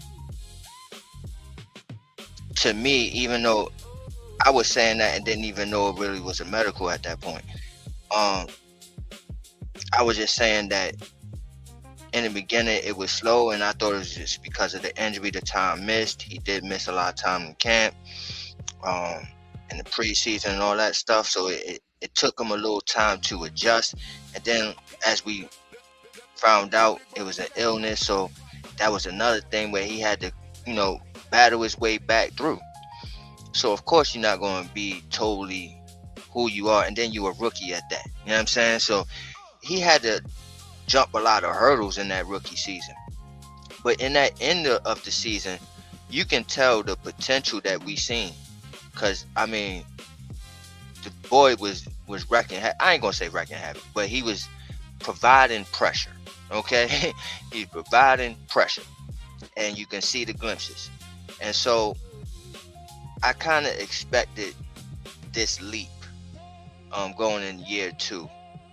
And this is the reason why when we still had Dexter Lawrence, I was still like, well, why are y'all sitting there talking about, we need another defensive lineman, get DJ Reader and all that. And I'm like, well, we all right, we got Darius Alexander, we all right, we cool. End up losing Dexter, and then we really needed DJ, but okay, you know what I'm saying? But still, to my point, Darius Alexander can hold his own. Now, I'm looking at this slide here, and the name under it is upsetting me. Yeah, me too. Because me too. And for me, right? And this is for me. I had expectations of him just coming in and being an immediate starter. He was here before DJ Reader, and I thought that he was going to be one of the 3, right? Looks like they got Fatu, right? Your boy, Black? Yeah, they got Fatu in there right now. He fought too. You know what I'm saying? He making plays. He making plays too, yeah. Yeah. So making noise all over. Come on, Shelby, baby. What you doing, man? You know what Shakes? Shelby is giving me that Jonathan Ledbetter vibe right now. Remember that Jonathan Ledbetter sighting we had? That is a name. So I'm hoping and praying that when the pads come on, Shelby get to show him exactly who he is. Right. Yeah, that's probably what he waiting. To me, I think he's the veteran Darius Alexander. To me. Yeah, because he had that pass rush with him. Because that's really the thing with Darius. I think you were saying, the thing about when Dexter was here and all of that. But really, Darius is really like a 3 and a 5. He's not no 0. He's not no nose, man. So I think that's why everybody was saying that. But his potential to just rush up field is what everything. But go ahead, bro. No, I was just going to say, but at that time we had Dexter Lawrence, so we don't need a 0. You feel me? Well, we needed somebody to spell him. Okay. That was But it. you You know got what I mean? Fatu And he was now. coming But off. yeah, He was but coming off the I bench. No, Darius was coming off the bench. So that's why that was a conversation. But he wasn't even that type of player. So we shouldn't even had that conversation really. Yo, can I just say real quick? I love the picture because he looked like he just made a big ass fresh pot of some delicious catfish.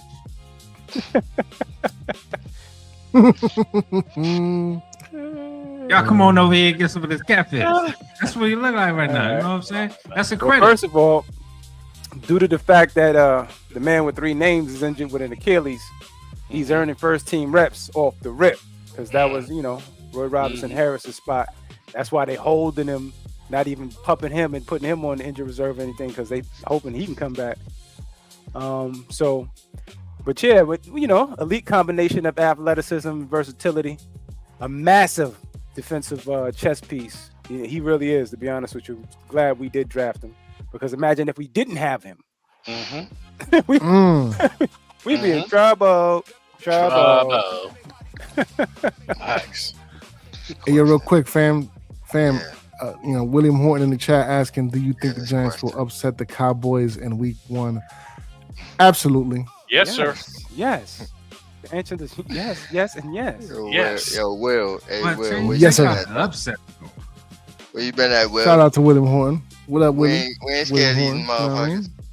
Not at all. We ain't afraid of these motherfuckers. Yeah, buddy. Yeah, man. All right, some offensive bright spots, man. Hey, we had a Jalen Hyatt sighting. Come on. We've been quiet, man. Yo, I'm gonna tell you like this. Soon as Jalen saw them sign up them three veterans, he was like, "Oh yeah, my hamstring good. My hamstring, All of a my sudden, hamstring is good, and I ain't giving up this 13." So Jalen Hyatt produced a deep reception, proving his speed remains a vital weapon for stretching the defense vertically. And Theo Johnson, shout out to Theo Johnson, man, because we was kicking his back in thoroughly. I went back and listened to that. Shout out to Theo Johnson, man, because he had a few drops back to back consistently, and some of the the camps, and had a bounce back day from previous drops. Made a strong play up the seam, securing the football, responding to the adversity. You know what I mean? And Art Green returned. Whatever with Art Green. But talk to me about Jalen Hyatt, man. Anybody still have confidence in young Jalen Hyatt? Yes, I do. I raised my hand.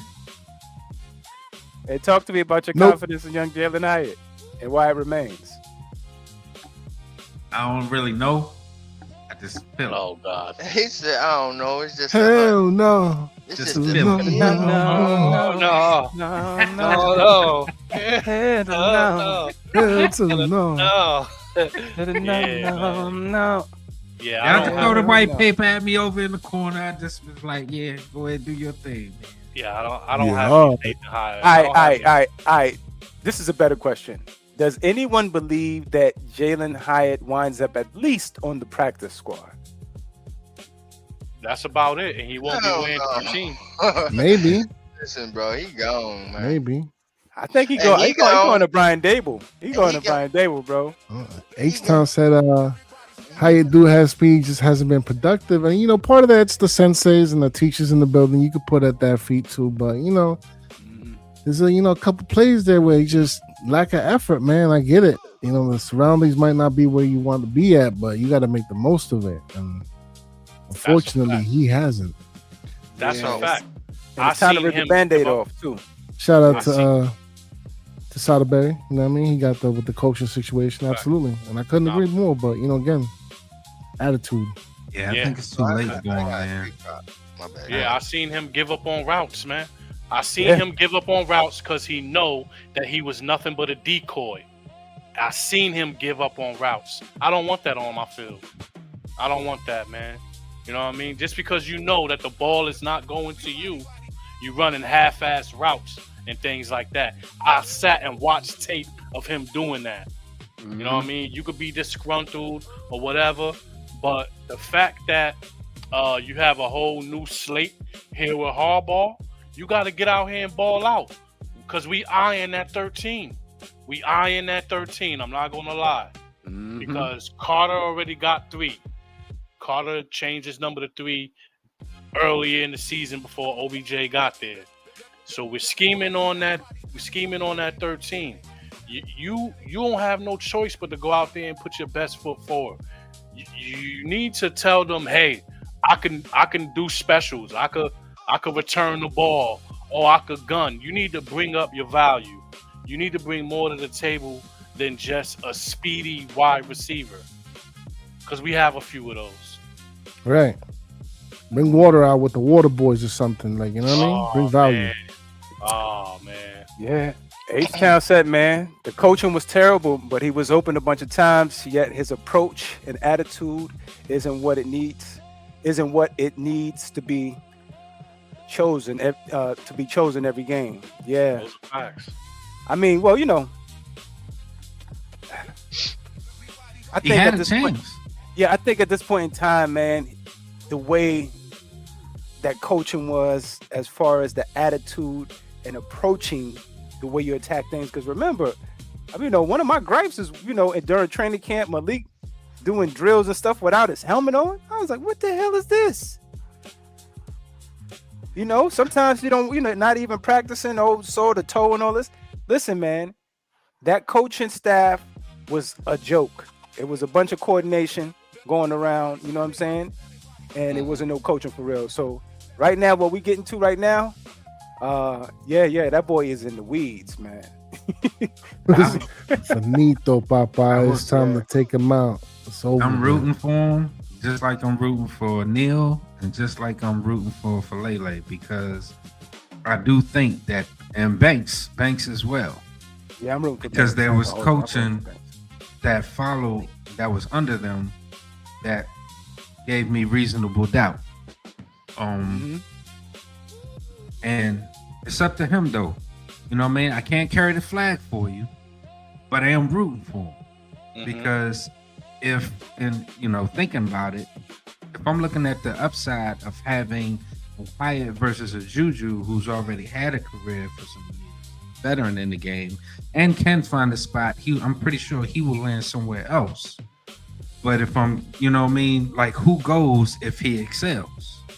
So I ain't gonna get too much into that right now, but that's how I'm kind of looking at it. The upside for him would be really good for us and for himself to have a career as a New York Giant if he performs. But I don't know. I don't know though. Brother H-Town said Leak, Mooney, Slayton, Austin, Juju likely is a good start. Brother Satterberry said Slayton said it too. I guess he was talking about that room and stack. They say Barrios is doing good and showing up. Banks, they say, has been showing up. Yeah.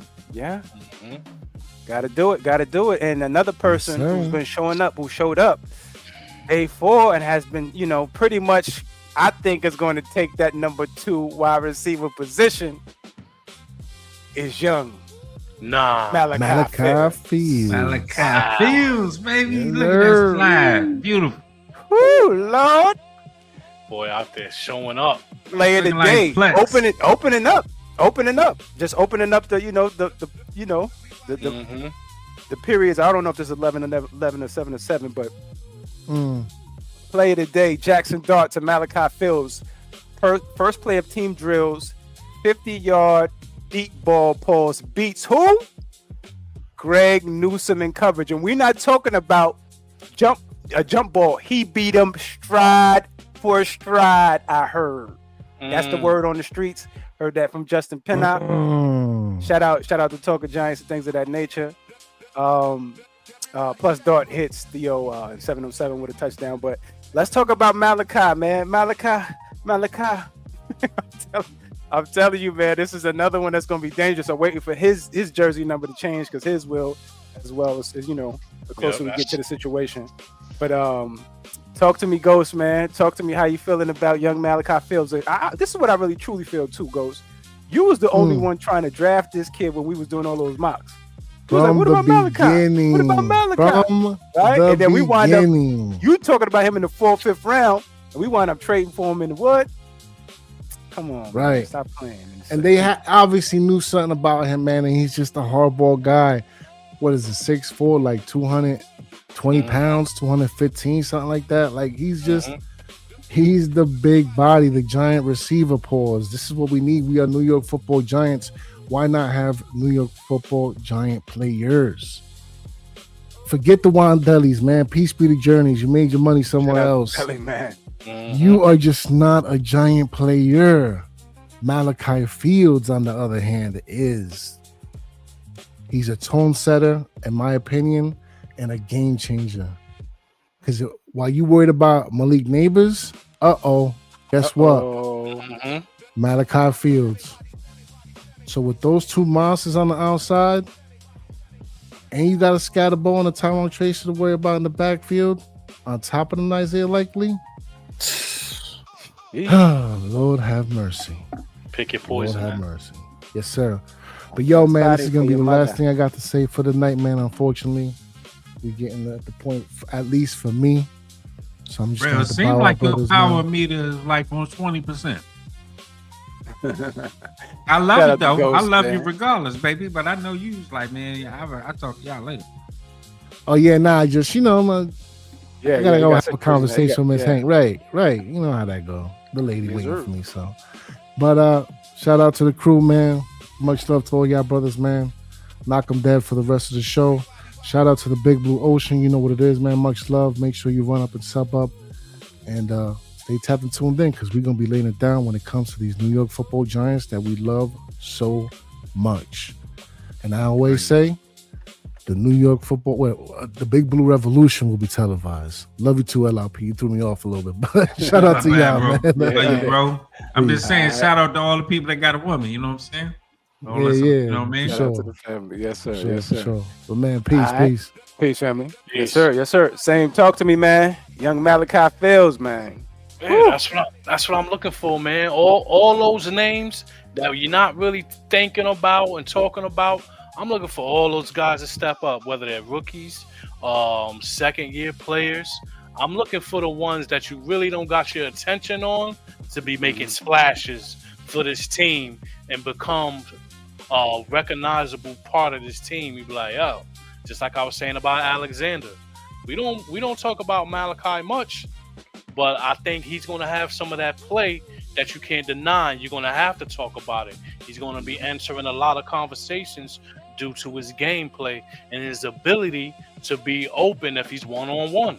He's one of those guys. Go up there and get it, man. Go up there and get it. If one-on-one, I'm open. You know what I'm saying? So we definitely need that threat on the outside and let everybody else, like you gotta bracket already Neighbors. You already gotta bracket him. Then you gotta worry about, like the brothers were saying, you got running backs who can catch the ball coming out of the backfield. Then you got a Likely. And you're not thinking about somebody like a Malachi. And he'll be the one chewing up yardage on you. Chewing up your third cornerback. I'm trying to tell you, man. I'm trying to tell you. And Greg Newsome, do better. I'm rooting for you. Yo, didn't he run a 4.3? He did. Oh. Greg Newsome. Oh. Yeah, that's why you said who, right? About Malachi. Nah, I but thought meanwhile, you was going to say Malachi Fields. Nah. I thought you was going to say Malachi Fields. Nah. He just said Greg Newsome's name, bro. He just said Greg Newsome's name. That's why I said Nah. I'm glad you reacted and responded that way because they were saying Malachi ain't fast enough to play the position, man. You got that game speed, though. It's a difference. All and that I'm going to weigh into my soliloquy. Go ahead.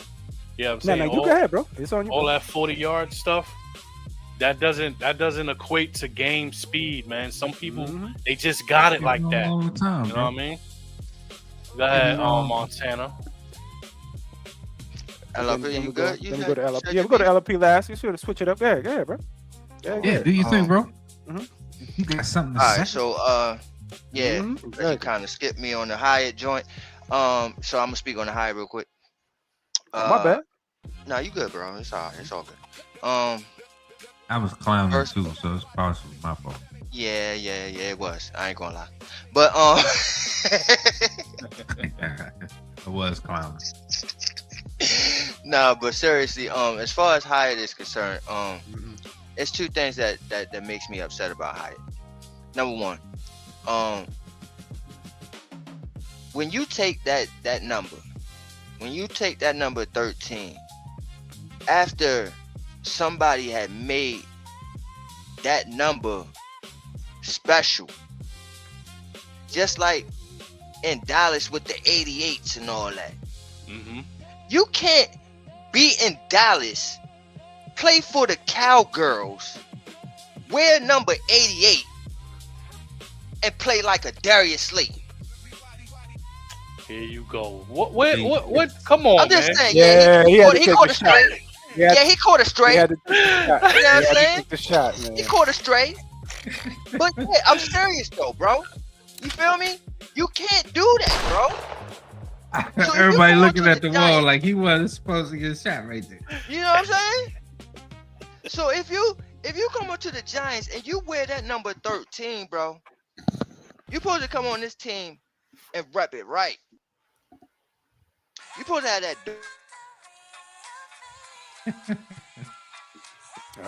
They took him away. He talking some BS. They ain't want. Yeah. See, They wanted to. Start talking about Airway. Slayton. You get Slayton with that Before- straight. They trying to take They you took away. you man. away, bro. You Before talking they some did BS.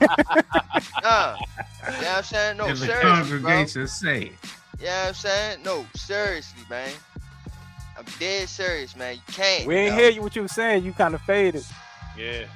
yeah. was saying was- like, fuck what you talking about. Again, you know what I'm saying?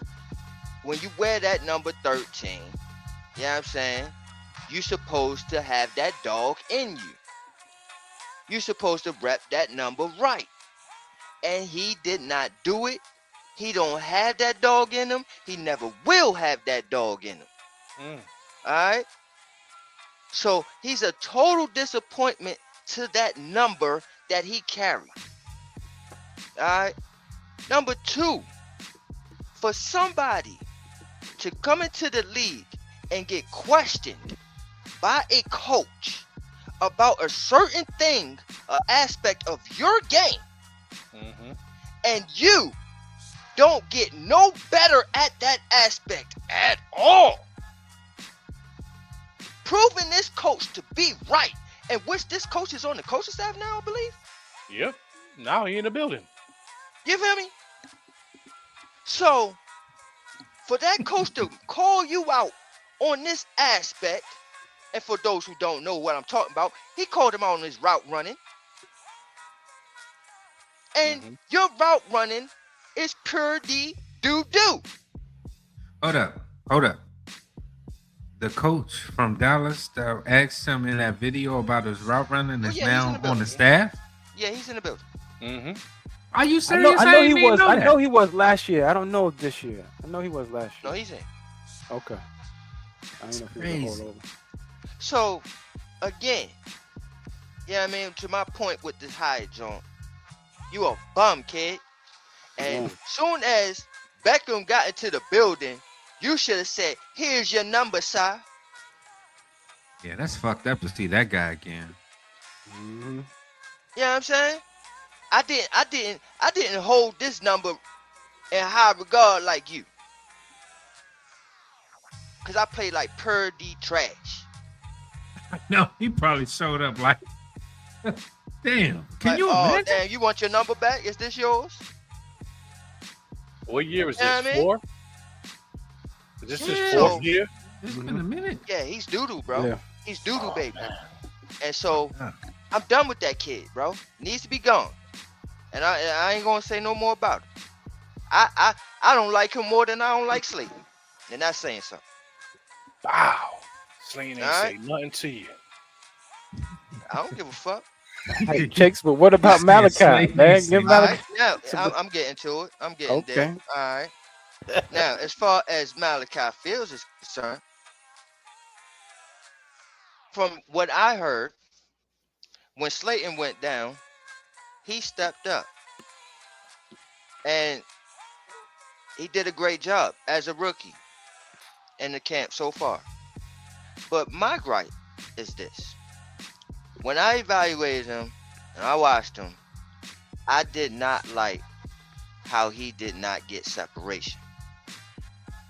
Y'all know, everybody knows me. You know what I'm saying? If you've been listening to me for the last 12 years, everybody knows that I love speed. Alright? I love speed. Getting separation, getting away from somebody, 5 yards, and the dude ain't nowhere near you on some neighbor shit. That's what I love. Alright?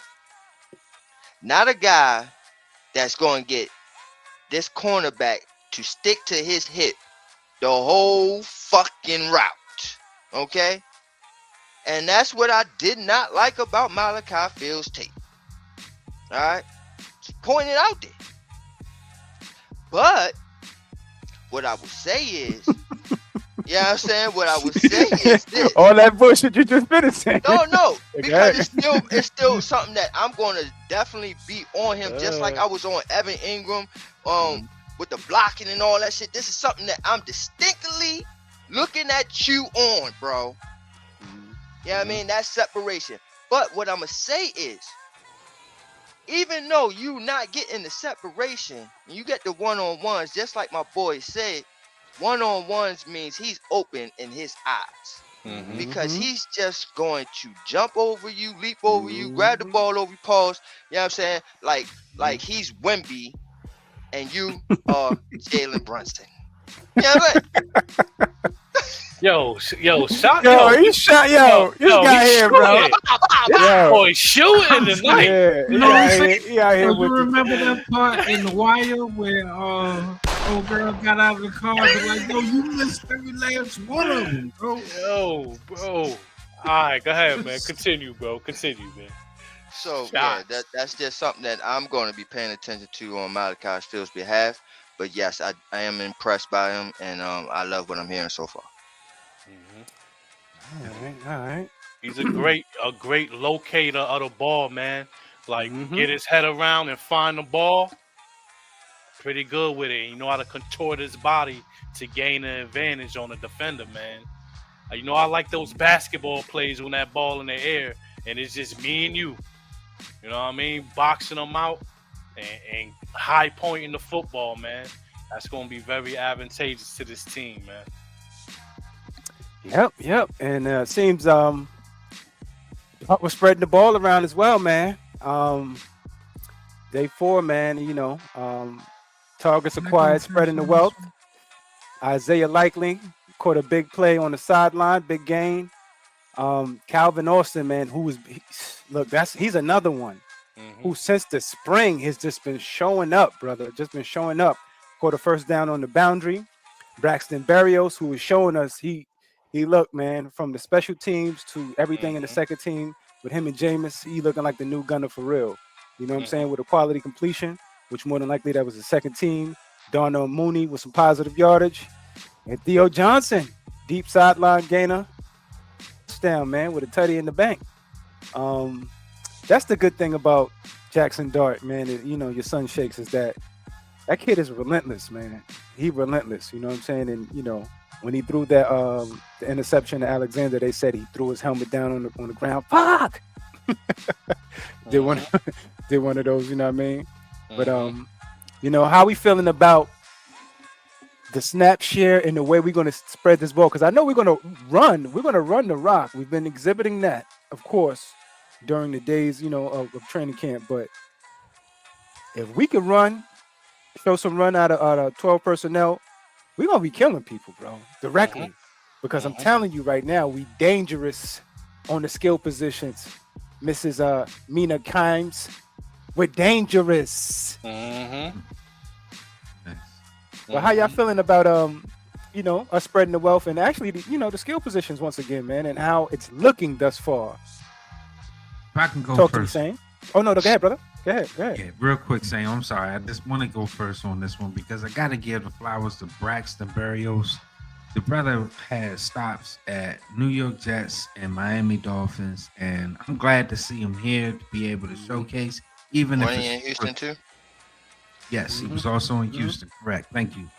But a lot of people kind of ruling him out because of the journeyman status. But this kid works hard and he goes hard in the paint every day. He practices hard. He shows what he can do. And I just I really like that kind of person in this building with this kind of coaching at this particular time in his career.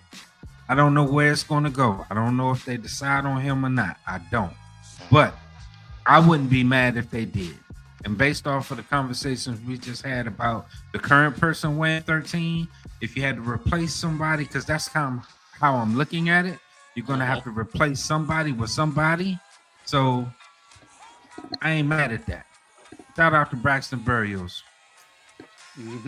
No doubt. No doubt. All right, Saint, talk to me, man. Out here spreading the wealth, man. That's going to be a big problem for the opposing defenses. Like, especially if we start doing like RPO. Well, not even start. We're going to do RPOs. That's coming. Yeah. You know what I mean? The RPOs is gonna be hurting you. And then you got someone like a Braxton Berrios where he has the special teams acumen under his belt. I do think he is Gunner's replacement, and he's going to make the team. So if he get out here, taking my thunder all night. Go ahead, son. Yes, I ain't been cooking all week though. So if Braxton Berrios does get out here and show, because not to jump back, but there was times last season towards the tail end of the season where we needed Gunner, and he looked pretty good doing what he was doing in the slot and things like that on the offensive as a receiver side of the ball. Yes, and I think Braxton Berrios, if he has the opportunity to show that he could be able to make some noise on the offensive side of the ball, is just going to be able to solidify his position here because he's able to contribute in a multitude of ways, and it makes it that much harder to keep somebody like a Jalen Hyatt. You know what I mean? Then we got the tight ends. You go double tight, guys are splitting out, or it's going to be a problem. Like even with a Calvin Austin, right? He's building a great rapport with Jackson Dart. Darnell Mooney, we gave him a bag. We gave him money to be here. You know what I'm saying? So the competition between this wide receiver position and the skill positions on the offensive side of the ball, there's competition at every position.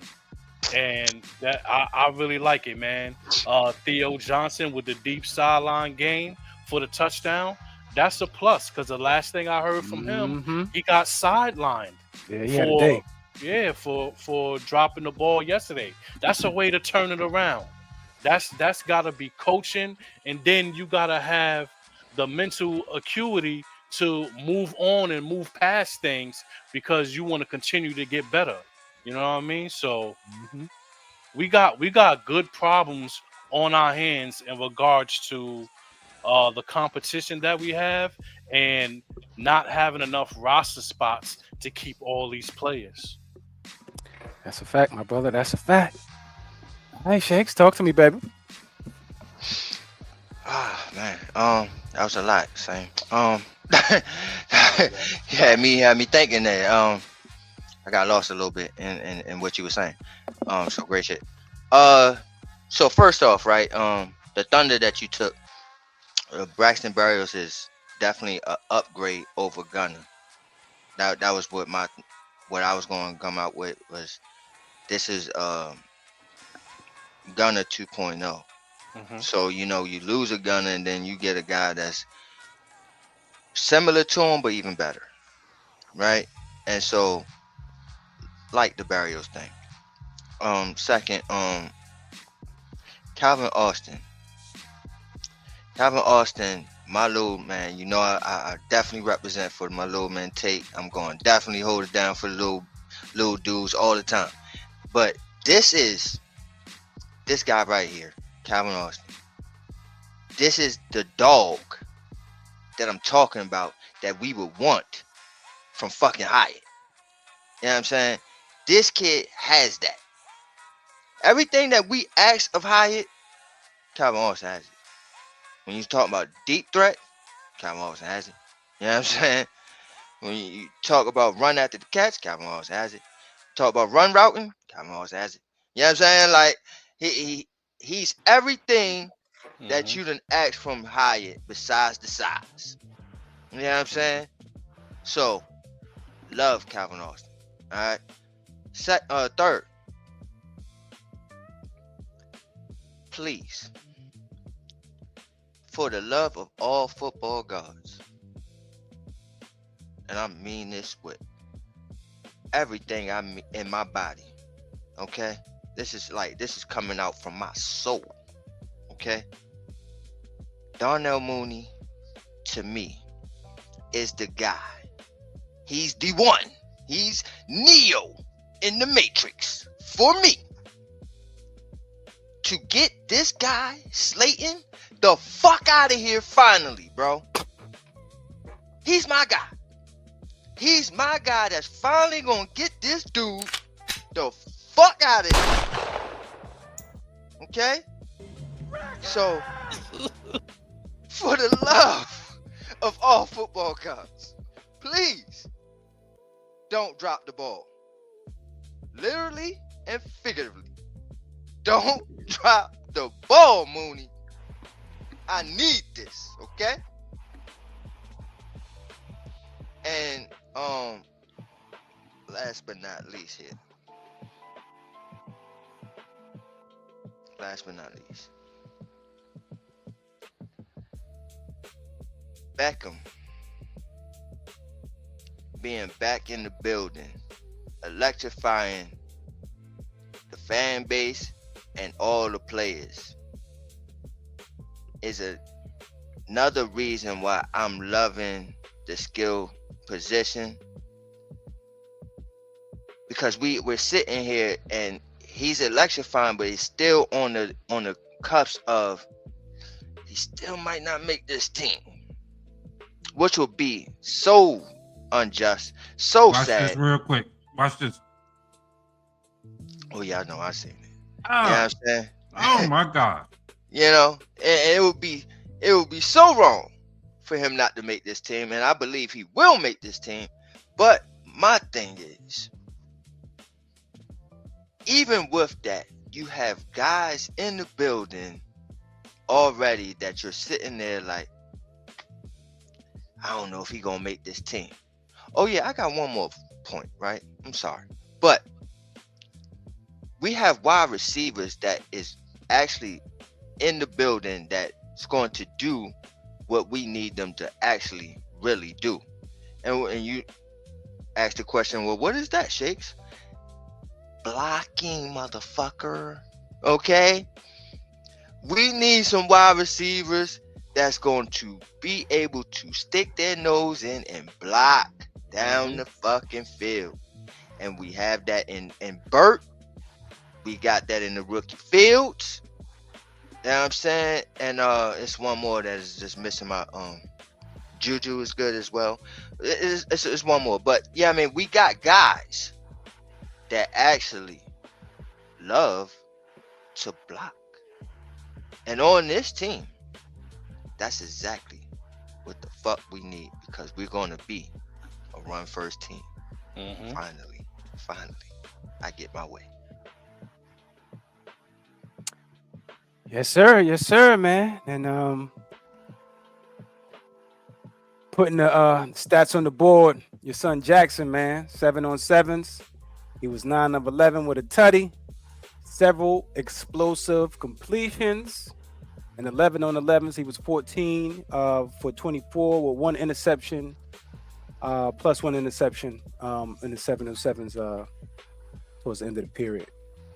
But you know, I just think you know, when it comes to this Jackson Dart thing, man, remember when he first started the camp last year, and we looking like, all right, well, you know, we're gonna run with Russ, you know what I mean, and then eventually, you know, he'll get there. He was ready. He was ready before we already knew, and that, you know, we felt that. Well, at least some people felt that way towards the end of the training camp going into the season. That's why we couldn't wait to see him in the preseason. And just to see his evolution now. So when I see struggle and attached to this kid, It reminds me of when I was crying. I mean, of when I was laughing at him when he was crying when he threw that interception during that bowl game and they called it back. He takes it personal. This he's taking this personal. You know what I'm saying? This Denard Wilson defense. You know what I'm saying? Turning that heat up on him. He's taking it personal, right? So eventually, I think this kid will turn the corner, and all of whatever we think is an inconsistency on Jackson Dart, I think he will polish up because they're working on the feet. They're working on all of the things that Brian should have been working on, and not just trying to win games. They're working on all the meticulous, particular things that it takes to be a champion. And I think this kid has what it takes. But Shakes, I'm gonna start with you first, man. How you feeling about what they would consider to be inconsistency, but I see growth. Yeah, no, this is him learning, man. This is him going through the process. And there was another point that I wanted to make about that defense in that slide. The thing about Dart is he's a very competitive player, as you was mentioning. Like, you know, he cried and all that stuff, and y'all made fun of him. This is even before Giant, when he was before Giant. Yeah, Look at your before son the- crying. before Look at the your draft. son crying. And I'm like, oh, yeah, I mean, because he cares, God damn it. He's competitive. Yeah, I mean, and that's what you want on this team, man. You want somebody that's like, man, I'm not going to take this motherfucking shit lying down, bro. Like, okay, you got me on that play. I'm going to come back next one and bust your ass, pause. You know what I'm saying? Like, and that's who Dart is, bro. So when you got this defense doing this to him, pause again. You know what I'm saying? When you got this defense doing that to him, it's, yeah, I mean, it's going to raise his competition level because he's not going to just take that, you know what I mean, on some Diddy shit. Pause. He's just not going to take that. All right. Yeah. I don't wanna follow LRP. after that. Yeah, all right. Yo, join the Diddy party, man. No, motherfucker, I don't want. Nah, I'm right there with you, Freeze. I see growth as well. I see that they are throwing it with him. They're working with his footwork.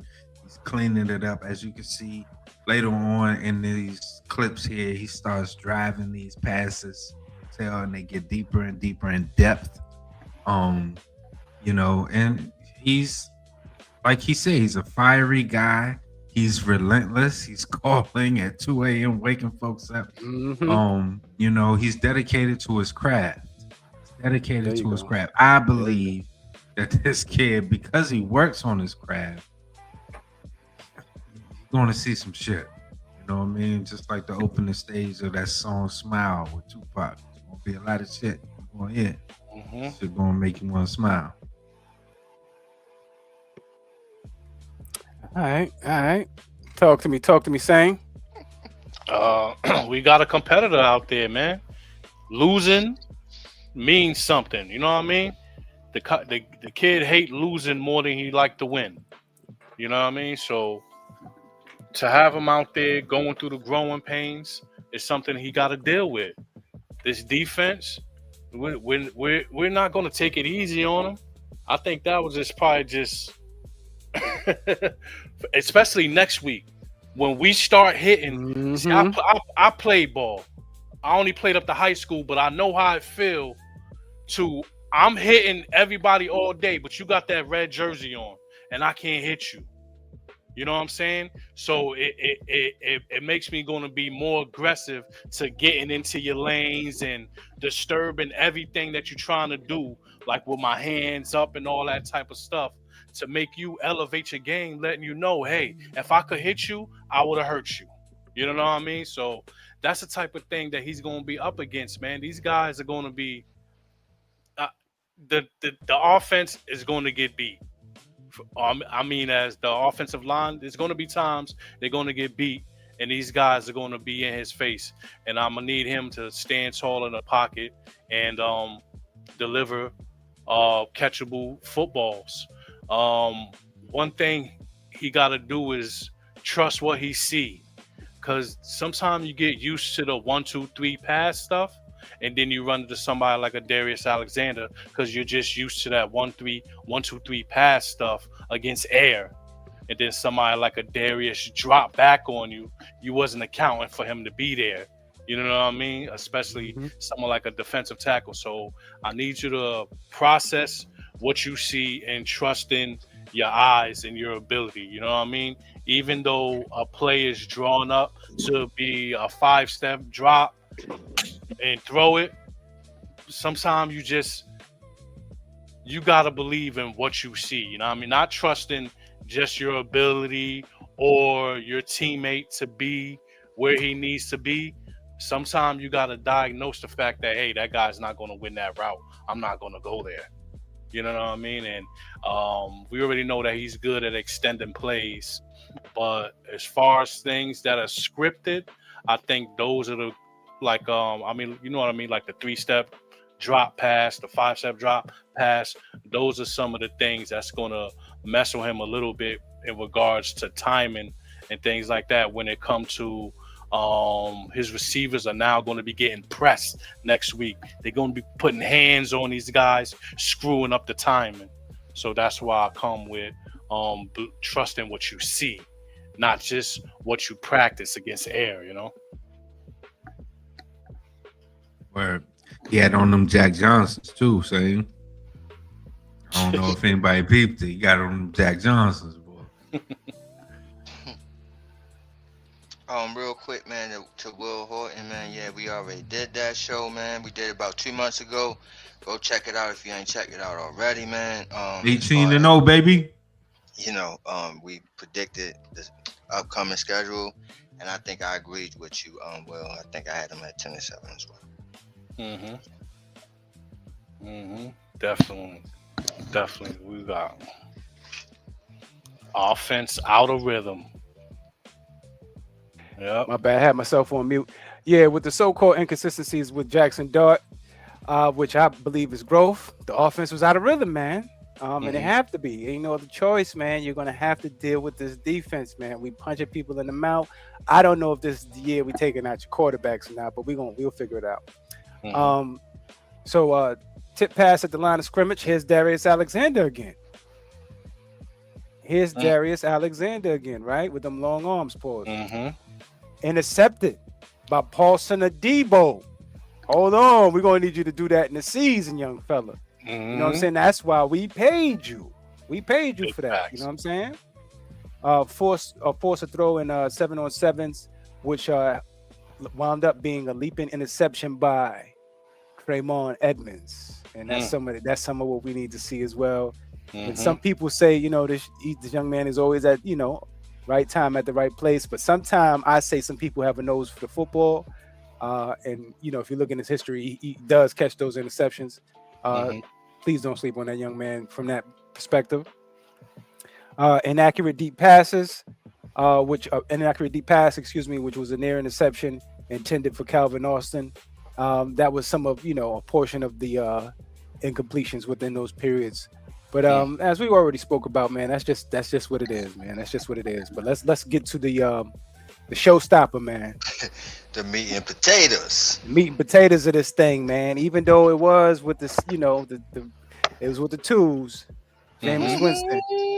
But ODB, he needed this. He had to have it, man, because he hadn't, you know, he looked good in the drills and all of that, but he didn't look good during the live team periods as far as catching the rock. As we talked about, you know, young Arvell Reese, his only opportunity when he was targeted, batted it down, you know, in a zone situation. But for this one, the crowd erupted when Odell Beckham went up when an 18-yard touchdown from Jameis Winston, elevated with the both feet toe tap. You know how you know the signature. Diamonds in the air, both hands, you know what I'm saying? 10-inch hands, pause. The lone touchdowns in that situational period. Yo, just give me the effect of, you know, this Odell Beckham thing, because I think we always, you know, talking about, yo, you know, if he makes the team. I think if he just puts together and stacks days, just like, you know, Neighbors is trying to stack being healthy. If he puts these days together just like this in these team periods, you know what I'm saying, just showing out and flashing and doing what he's been doing all his whole career, especially now that he's healthy, talk to me, Sam, about the electricity that this is going to bring during the season, because he's already in the building. Yeah, man.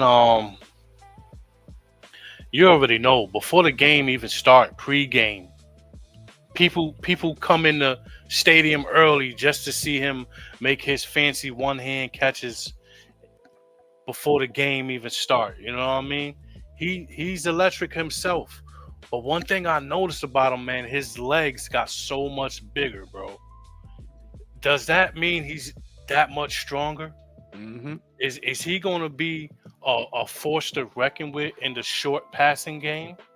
You know what I mean? Like Short area quickness. Getting out there and blocking. And he's a grown man. He's no spring chicken anymore. I think he's about 33 years old. Yeah. 33. You know what I'm saying? So he took a little bit of time off. Hopefully that did good for his body. You see him out here moving with neighbors. I'm saying, man, it don't look like he missed much of a step, man. He dropped much of a step, man. And I'm looking for him to come here and be the veteran. And he's humble as can be, man. He took the veteran minimum. He's not on the first team, but he's a dog, man. You know, a dog. And right now, he eating real silent like. But when he get there, it's going to be because he made it that. You know what I'm saying? Like, the electricity going to come. It's like inevitable. He's like the calm before the storm right now that I'm seeing. He's not bringing attention to himself and all that type of things, like off the field or anything like that. He's coming in here to compete. And when you come in here to compete and you know that you're great, I expect him to carve out a position on this team when it comes down to the final 53. And I expect him to be heavily involved. Heavily involved, man. OBJ for the win, man. OBJ for the win, man. Yeah, man. Yeah. Electric Boogie Yoogie, man. Talk to me, LRP, man. How we feeling about the return, man? Gotta love it. Gotta love it, man. This is equivalent to LeBron James going back to Ohio. You know what I mean? Going back to Cleveland to win the championship. It means something different. It means something different to him. You know, the fame, the money has been made. The fame has been created. You know, you're no longer making a name for yourself in this uniform. You are making the uniform a name for you. So I can't wait to see it. I think he's absolutely going to prove it in spades. I know that he's older, but he's wiser and he's different. This is a different player now. You know, the experiences that he's had when he went off, coming back, whole new different regime. You know, amends have been made, and he's doing it for himself and the right purposes. So when you have that kind of drive internally, I got no choice but to root for you. So, and I think that it is going to come to fruition. I don't think that there's an if he makes a team. I'm like, when he makes the team. When he makes the team. Yeah, when he makes the team and contributes and competes, he's going to be there. You're not going to let an Odell Beckham Jr. away from a chance to shine with a Jackson Dart. You know, and the Malik Neighbors, LSU boys. The boys was moving in sync. It was like, I mean, if anything, being next to him rejuvenated both of those brothers. You know, looking like synchronized swimmers out there. So you gotta love it, and I love it too. And it's going to be dangerous. The Shaolin and the Wu-Tang is going to be dangerous. Do you think your Kung Fu can defeat me? Uncut. I like to try my Wu-Tang stuff. You know what that shit look like? In that video, them looking like that, look like Ryu and Ken and shit. Yeah, bro, I'm gonna give it to you straight from Bolivia. You know what I'm saying? That shit look like Ryu and Ken. I do it. And doing it shit like that, Yeah, cutting up like that. that shit look like Ryu. Talk to me, Sam. Yo, We already know. I'm gonna touch on it again. Pause. He's a threat. He's a threat. I'll be glad when they get to the point in a season where you gotta pick your poison. You you're gonna have to bracket neighbors, and if Beckham get to a form to where you can't leave him one on one, I don't know what you guys are gonna do. That means people underneath are gonna be able to eat. Are likely gonna be able to eat. Scatterboo or Tracy out of the backfield gonna be able to eat. Somebody, because these guys, man, he been there. He knows how to make the defense do what he want them to do. You know what I mean? Hit them with the that cuts, man. I'm looking forward to it, man. That's all I can say, man. Yes, sir. Yes, I sir. need to add him to my team so I can put up some videos of me running the offense with him in there. Because that's the only player that I don't have on the Madden Life that y'all seen. If y'all seen it, gotta add him. The humble veteran that ain't afraid to start from the bottom. I love it. He ain't on no diva shit. Because most people, they not trying to go to no training camp. Veterans, they don't want to go to no training camp. Nah. Now, that's how you know he hungry though. Yeah, I'm here to put in that work and earn my role. In 2 years. That's what how I you love know about hungry. it. Yeah. That's what I love about it. The fact that he has fans and he was still working out during that time, getting stronger, but removed away from the impact so his stuff can heal. I mean, that also may be a double-edged sword. I don't want to put that out there in the universe, but you know how people are. But what about the other part? Whatever. So to me, I know you were saying like, oh, it's not a if, it's a win. He makes the team. To me, it's still like, I don't know if they're gonna have or put the numbers ahead of him and be like, well, because you don't play special teams, then we don't have no space for you type shit. That could happen. I don't think it will. I hope it won't. But that is a possibility.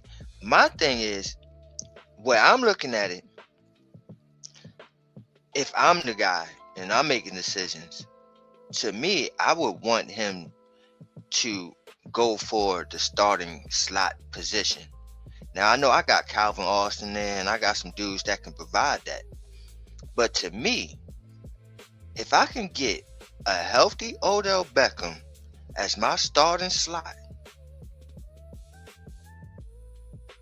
I say it again, Odell Beckham as my starting slot receiver, a healthy one.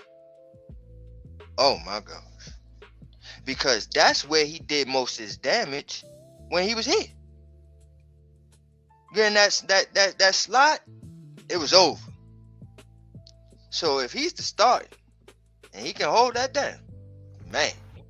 But again, you got Calvin Austin, which to me, it's not like Calvin Austin is one of those guys that's like, even a Wandell, right? Like if Wandell was still that starting slot, we paid him the money, it's definitely Beckham would not be able to win that job. But because we got a Calvin Austin who's not no, oh, no, this is my position, ain't nobody taking it from me type of dude. He's a, whatever you ask of me, I will provide type of dude. And for that aspect, I don't see him being mad if Beckham does win that starting slot. And they can share it. But that's just my wishful thinking, and that's what I would do, is give him every opportunity to win that starting slot position. And if he doesn't, that's on him. But I would definitely give him that opportunity. Yeah, most definite. Yeah, I mean, the main thing for him is that he's not playing the majority of any snaps, and I wouldn't even recommend it at this point in time. You know what I mean? There's probably 1 or 2 games if he get hot a little bit, but, just for him to have some longevity there, you know what I mean? You wouldn't want to overwork him. You know what I mean? Yeah, but go ahead, Sam. You about to say something, bro? Yeah, I was saying that he might be in shape, but it still take a while to get back in football shape. You know what I'm saying? Like, get out here, and I think Austin got it locked up because they're doing nothing but strengthening the rapport that they already built. So it's going to be that much harder for Odell to come through and upend Calvin Austin out of that starting role right now, because not only have they built a rapport, they're strengthening it now continuously while Odell is catching passes from Jameis Winston on the second team. So it's going to be quite the fight, but he's a dog, man. And I do expect him to make an impression on this team and help deliver us some wins as well, man. And he might be able to contribute on specials. We don't know what's still in the tank. We don't know what them legs is still able to do, man. But he was always a threat on special teams when he played for us, even though that was during his younger years. You know what I mean? But it's different now, though, too, with the dynamic kicking, as they call it. Yeah. But it's different. You can set up a play. You can set up a whole play for that. True. I mean, people ain't smacking up against you at 100%. Mm-hmm. Nah, for sure. And that was, I had thought about that too, Sam. I thought about that aspect when they keep mentioning it, and that is something that's brought up. You don't bring special teams back, so I don't know if he's gonna make the team. I hear it, and to me, I was like, but when he came into the league, he was like one of the most dominated returners coming out of college. Mm-hmm. You know what I'm saying? So it's like, all right, now we're not asking for you to be the number one receiver like we was before. So you can put your ass back there and return some goddamn kicks, goddammit. Dodge, bob, and weave, goddammit. You still elusive. You know what I mean? Still absolutely fast and quick and shifty. I'm absolutely sure-handed. But for longevity's sake, you kind of want to protect him if that's what you're doing. Bro, you bubble wrapping the shit out of Beckham right now. Yeah, I know we all just kind of jump off the bridge. He's 33, man. I just want him to make it through at least half the season. Man, this is last hurrah, man. I'm saying at least make it through, man, because I don't want it to be, first you have a flash and then flip. Like, oh, damn it. Hey, well, then that's your career, then, goddammit. Nah, but go out.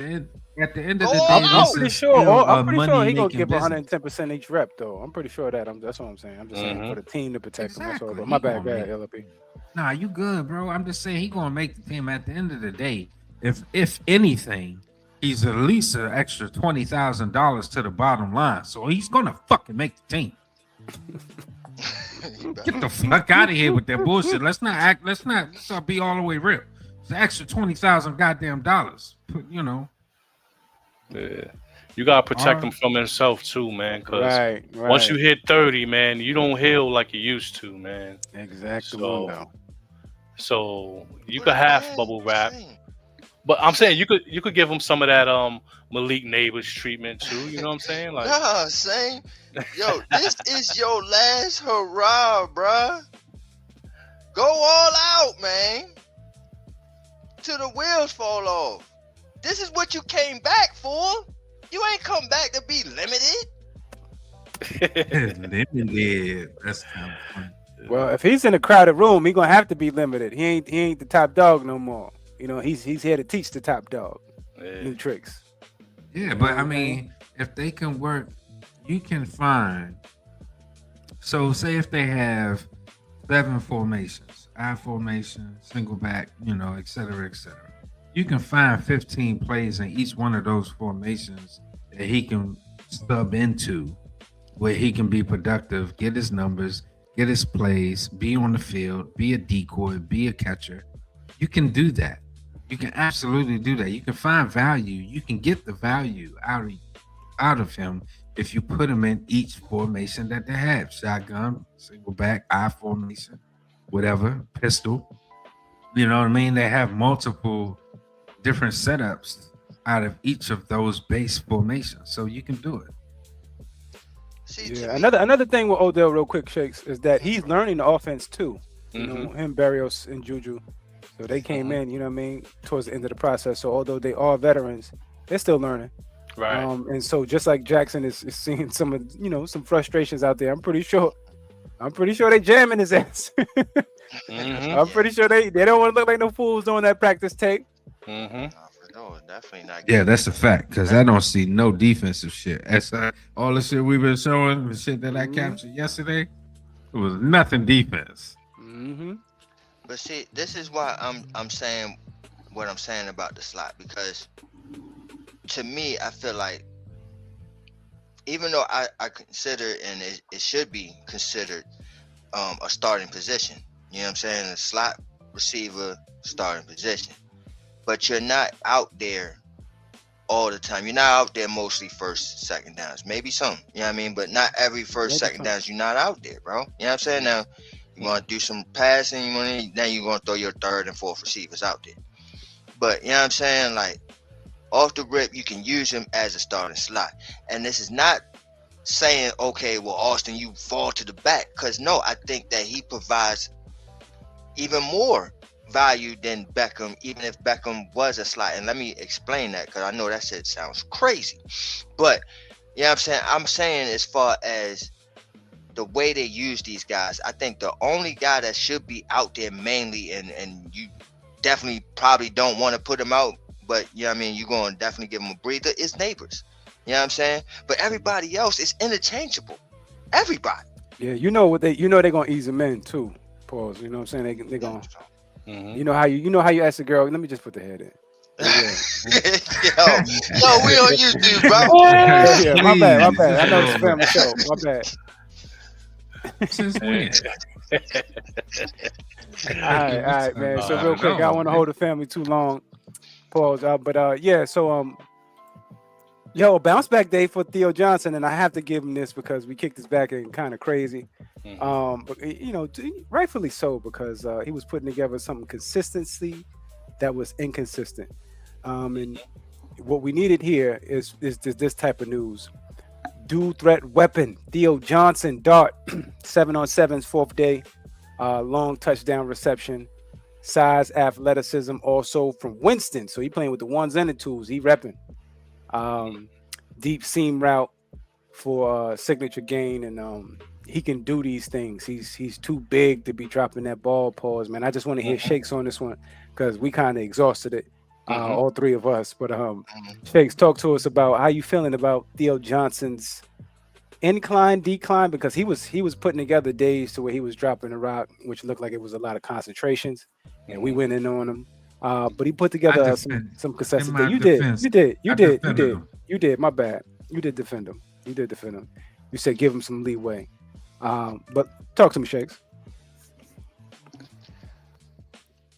I kind of would have defended him too. I kind of would have been with you, LRP. But here's my thing.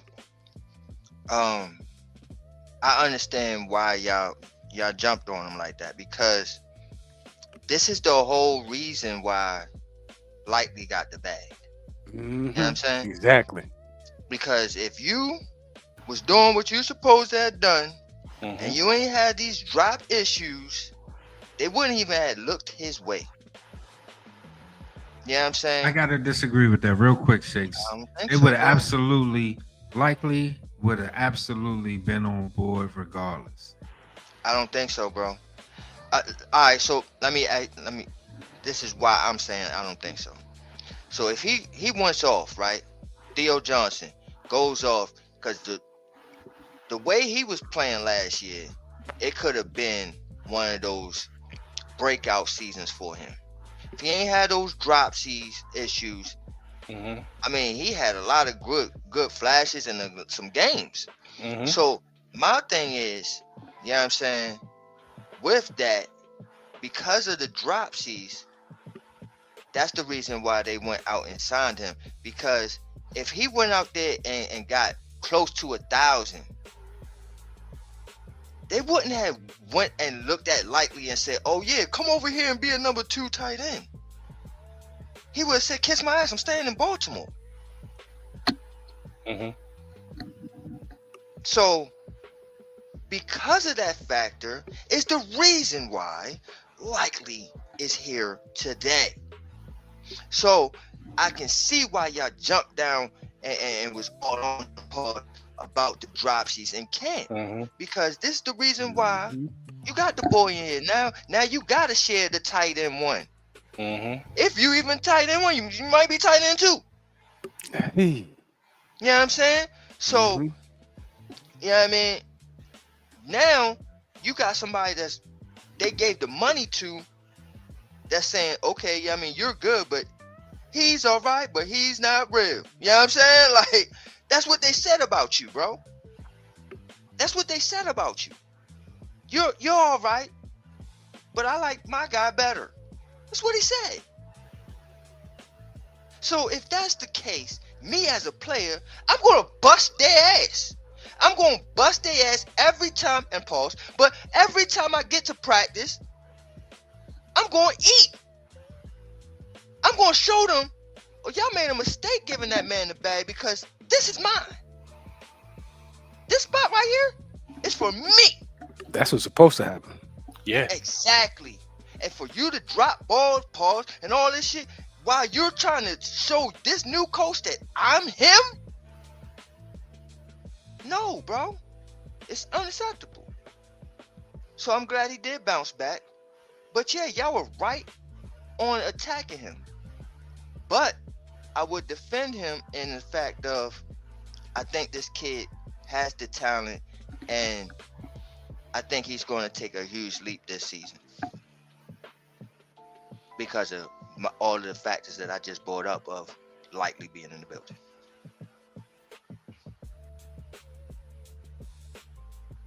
Yeah. All right then. All right then. I think what I'll do is we'll go here real quick, man. Yeah, LRP son, Jack Kelly, 7th rounder, locked down deep coverage on Calvin Austin, the third. Mm. Coverage, Sheesh. right? Also broke up near interception on 7-on-7. So when it comes to these kids, I think our draft classes are really looking good. I think that's why they re-signed Joe Shane on some quiet tip too. That was very quiet, right? Mm-hmm. So we also talked about the Malachi Fields 15-yard bomb. This class, talk to me about this class, man, because also we had a Colton Hood sighting. But talk to me about this class, man. How we feeling about this particular class before we get to here? Because I want to talk to Shakes about the Dominic Zavada. But talk to me how we feeling about this actual class. Are they impressing you thus far? Same? Did we do our season prediction after the draft? No, it was on release day, scheduled release day. Yeah, schedule. All right, so we're gonna have to do another one. That's Yeah. how I'm feeling. That's how I'm feeling because these We might have to do it right after preseason. Yeah, because Yeah, season preview shit. I ain't gonna lie, man. Joe Shane be cooking in a lot of ways, man. Yeah, I ain't gonna hold you. A few ways, man. In That the dude kitchen, be low-key. cooking, man. You know what I mean? Like, going forward, man, we're gonna be one of the youngest teams out there, man, because we starting to build the right way. You know what I mean? Yeah, we got a good amount of veterans there, but I think this is a whole completely different team besides Darius Slayton Mm-hmm. in its entirety. There's Money on the books. Yeah, Yeah. in its entirety, it's just a completely different team. The building, the majority of these guys are young, coming from the draft. You know what I mean? So, well, the last draft, the draft before that. So before you know it, a lot of these guys on this team are going to be under 25, 26 years old, looking for another contract, you know what I mean? And contributing to this team and what we're going to be looking for in the future. Because I think they put their ducks in a row how they should be, man. He came in, got us out of cap hell, first of all. We was in cap hell, you know what I mean? And then he set us up in ways where we was able to eat in the draft. Even during the draft, I was getting upset because I wanted him to eat, and he shut me up again. He came back and ate again. You know what I mean? We got players that's going to be cornerstones of this team going forward. So the nucleus is strengthening as a whole, and this organization is finally taking them steps in the right direction in regards to the coaching that they brung in and the young talent that they brung in that has that ready to go and ready to learn attitude, man. I haven't seen people on this team that was too big for their britches, man. They all are approaching it with a certain amount of humbleness, knowing that everybody's learning right now. Everybody's learning right now. You're learning on defense, you're learning on offense. It don't even matter when you came here to the Giants or in the league. It's a new offense and defense for everybody.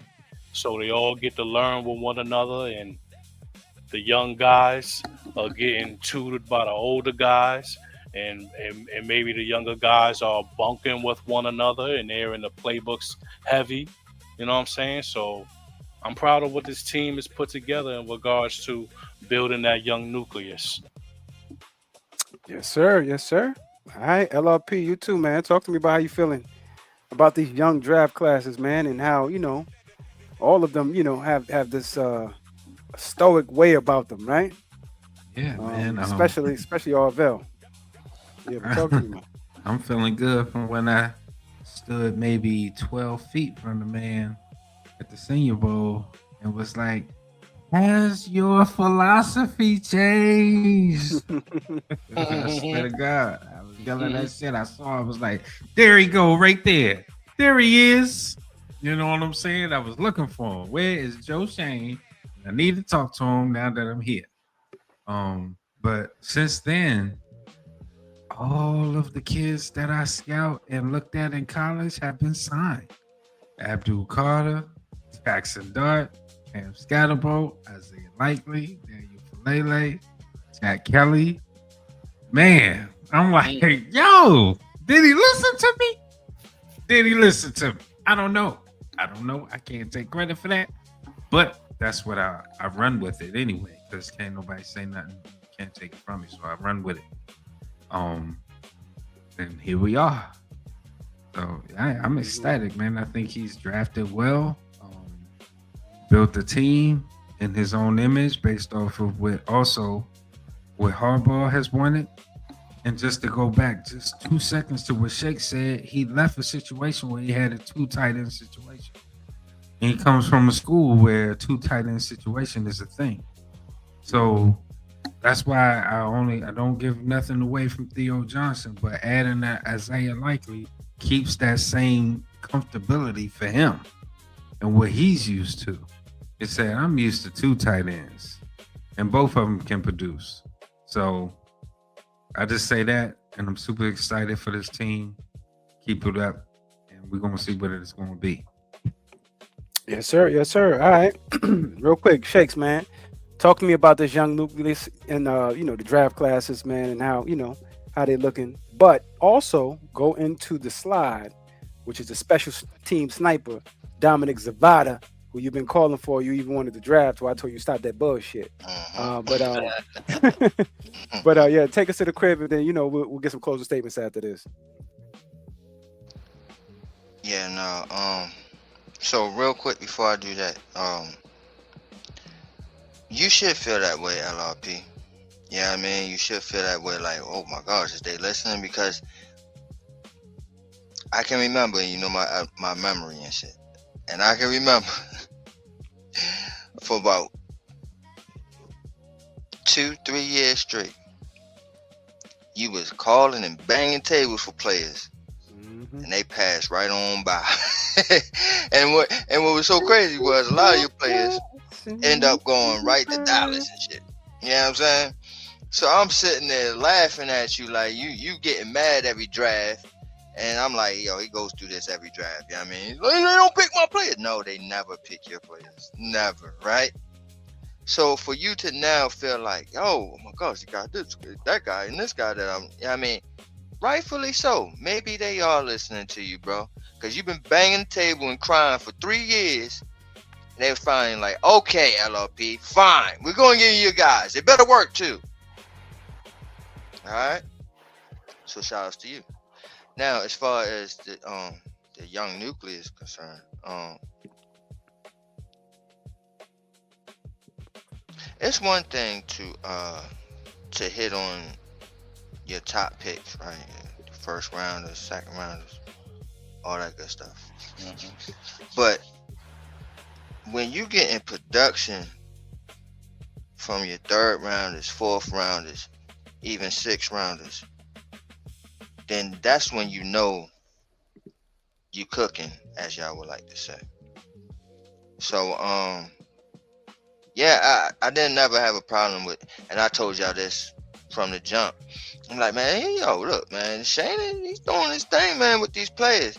The only time that I said this boy fucked up is when he let 26 out. 26. Uh-huh. Everything besides 26, letting 26 out that door, I've been down with it. You know what I mean? Like, all right, I like that. You know what I mean? And they gave me my son, pause, and Jackson Dart. And I mean, I got that's quarterback. What, I think that's you know what really capped it off, man. That capped it off. Yep. Yeah. And getting Scatterbo and Jackson Dart at the same time, because it's like he didn't completely replace 26, but yo, he got a contender. Shout out to LRP. Scatterbo. Yeah. Now, answer to this special team situation, because your son lighting ish up, and I told the brothers the other day, man. I said, you know, my son is bended like Benny. You know what I'm saying? Pause. That's my son. You know what I'm saying? And he had his day. He shined, but he struggled as well. He struggled all spring. But Zavada been one of those springs. He went like a 15 for 50. He went crazy, and so far, you know, they've been going day for day, and today was his day, and he went 4 for 4, man. And he was jet. He had the boots out, man. He had the Timberlands out. But talk to me about your son and how you feeling, and you think that we need to bring in a veteran to edge the competition on and just to protect ourselves in the long run. Good, bro. He's him, bro, and I've been. That's why I was banging the table, bro. Because, bro, and y'all know this. Yeah, I mean, especially Black Freezy, man. We done had this conversation for fucking years, bro. I know, that's why I got tired of you, bro. Years, bro. Tired of this guy, man. Damn like, kicker. Bro, draft a fucking kicker, bro. I don't care. Use the 6th or 7th rounder on it. It don't matter anyway. Use it on a fucking kicker, because I'm sick and tired of this being something that is in our way. We can have a beast fucking squad. We can have fucking a squad that is beating up on every quarterback in the league, including the fucking Tom Brady. But yet, we can't make a fucking simple fucking field goal. And not only that, but we get to the 50 point, the 60 point and all that, and we still dead fish. We gotta still get 10 to 20 more yards to get in field goal range.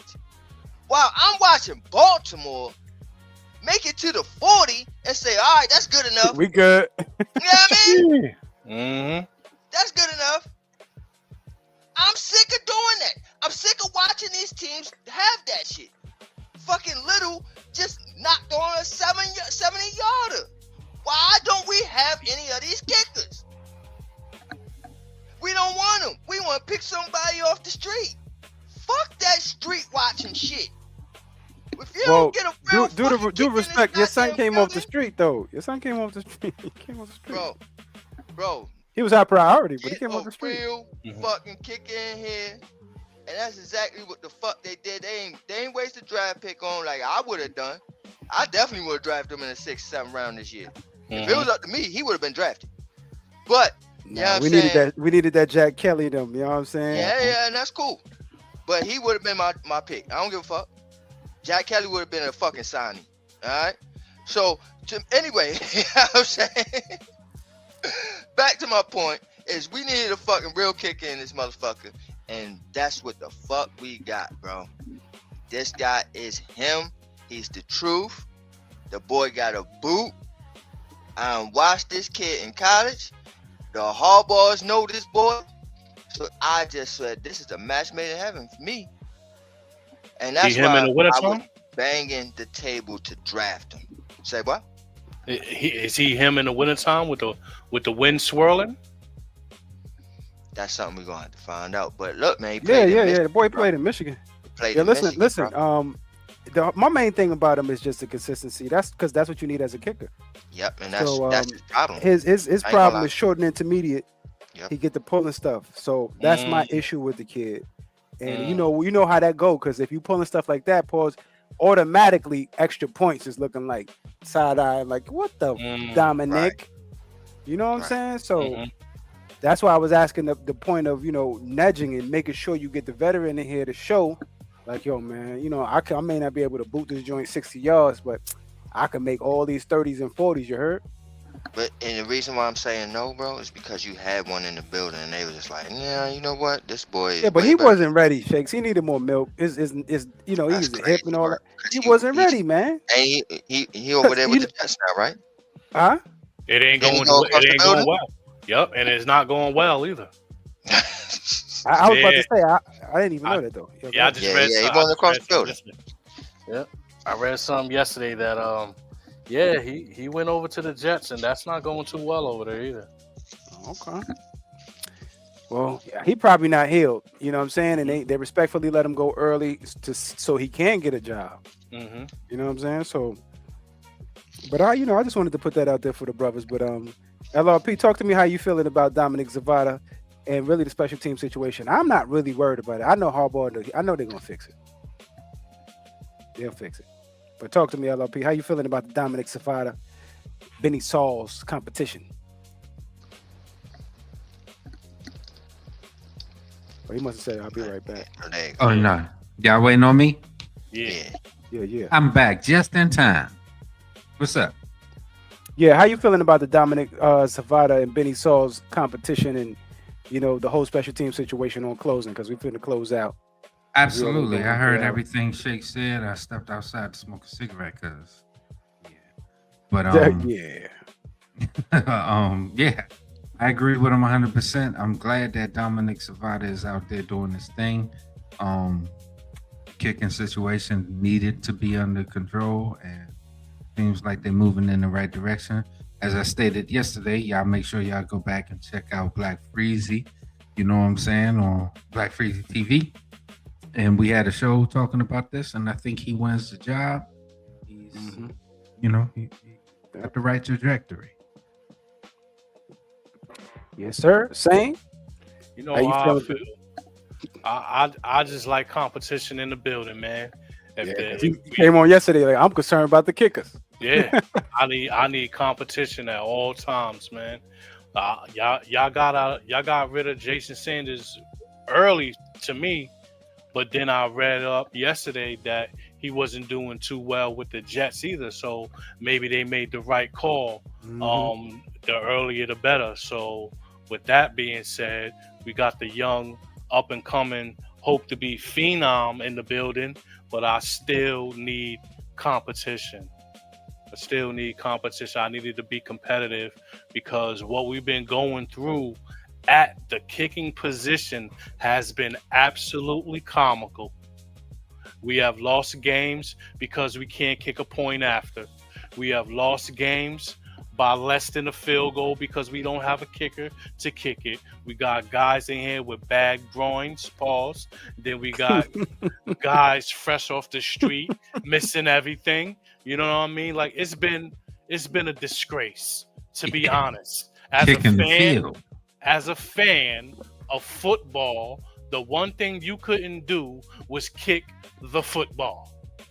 You know what I'm saying? Like we even had the hammer out here, the punter. We even had the punter try to kick a field goal or two. Them shits were wide right, wide left. You know what I mean? That's not what he do. He was a punter.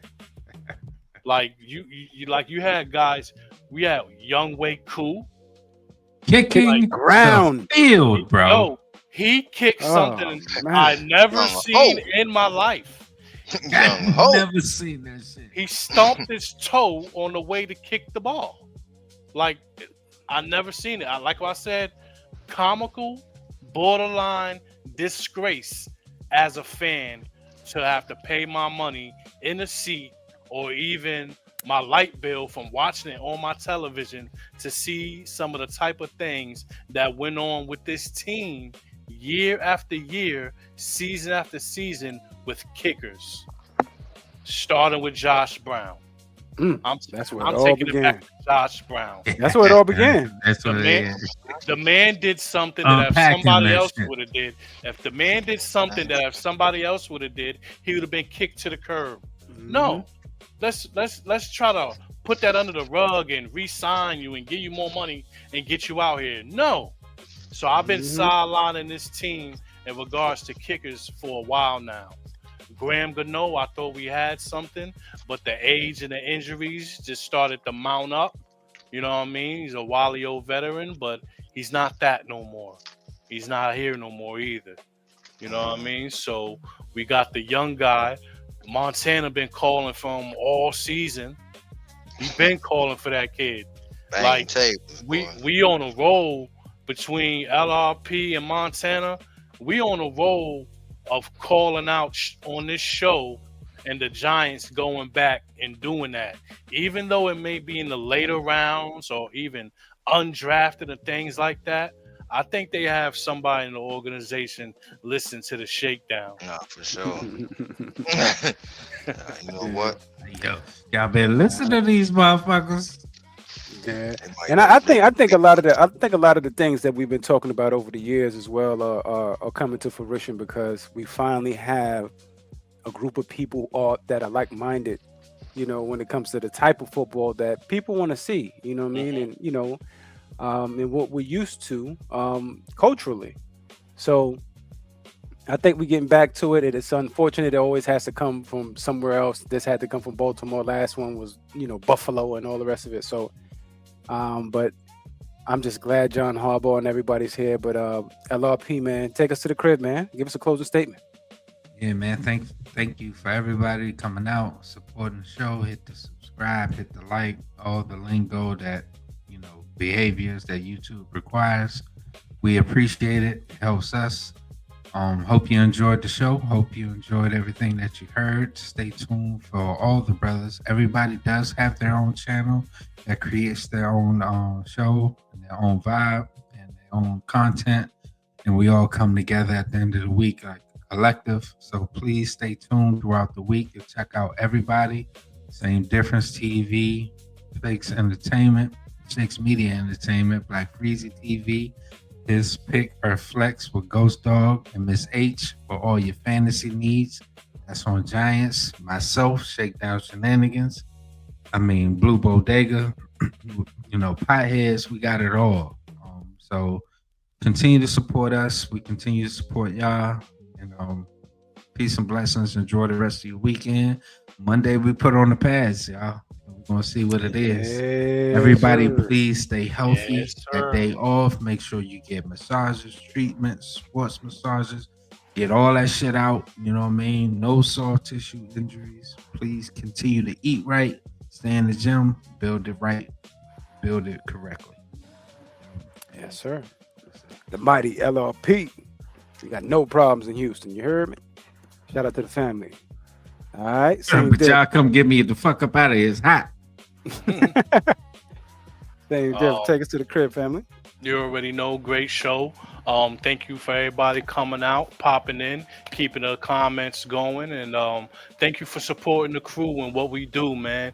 The Shakedown 2.0, man. We out here. We just fans of the game, giving out our thoughts and opinions on what these New York Football Giants are doing out there, man. We finally look like we're progressing, man. This was the first year in a long time we went into the draft and we wasn't looking for a quarterback. I'm still like, over that type of shit because it's been that long and it's been that ridiculous. You know what I mean? Like, because you know, if you don't have a quarterback, you don't have anything. You don't have a team. You don't have a quarterback, you don't have a team. And this was the first year we was able to go into the draft and not be worried about the quarterback position. This team is going in the right direction. And with that being said, like I say every day, man, yesterday's gone. And tomorrow won't matter unless you handle your business today. You heard? It's your boy Sam. I'm out of here. Cheer. All right. Our brother, same difference. Appreciate you, brother. Excuse me. Yeah. Just like the brother said, man, make sure you run up, sub up, like and subscribe, join the tribe. You know what I'm saying? We out here putting on, man, for the city. Stay tuned in. We will be, giving you all the latest and greatest on the New York Football Giants. We did take a hiatus, like the majority of us got. Our birthdays is like in July. Shout out to Ghost Dog. You know what I mean? Leos and brothers coming up. Then we got our brother Sane. Then LRP. Yeah. You know what I mean? Then we back in the square again. But but we appreciate y'all, man. One thing I'm gonna say is that I'm very excited for the season. New York Football Giants. Man, we finally are doing the things that we need to do. We're doing everything the right way. Being in West Virginia is a blessing. Although, we kind of got used to seeing media, rapidly have it your way, fast food style. But it's good that they're doing slow it down, man. Because sometimes you got to unplug. Because, these things called social media is a drug. So, that's that. Now, when it comes to Monday, oh man, bring your lunch pail. The pads is on, baby. We get to see how the run game is going to, be a part of the situation early. How this defensive line is able to defend that early, because that's been, a lot of the question as well. Is this defensive line good without Dexter? Even, when he was here, it wasn't all of that great. But according to Joe Shane, that was the linebackers. Let's keep an eye on that. Put a pin in it. All right, man. Well, I'm not going to keep the family too long. I just want to make sure all of the players on your days off, make sure you hydrate and communicate with the family. Wash your hands and stop touching shit. It's Black Friday, and I'm up out of here. Peace. Enjoy your weekend, family. Shakes, take us to the crib, baby. Yeah. So shout out, great show. Shout outs to the whole crew, everybody in the crew.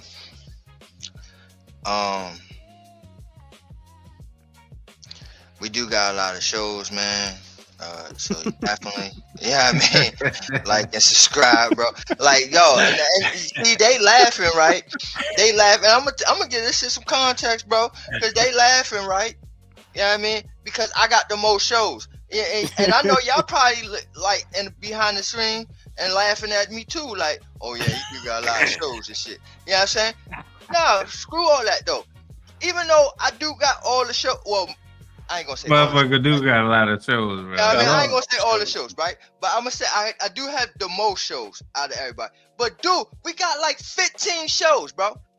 I ain't got all 15. All right, so you know what I mean? They laughing, they talking shit. You feel me? But they got a lot of shows too. All right, so don't get twisted.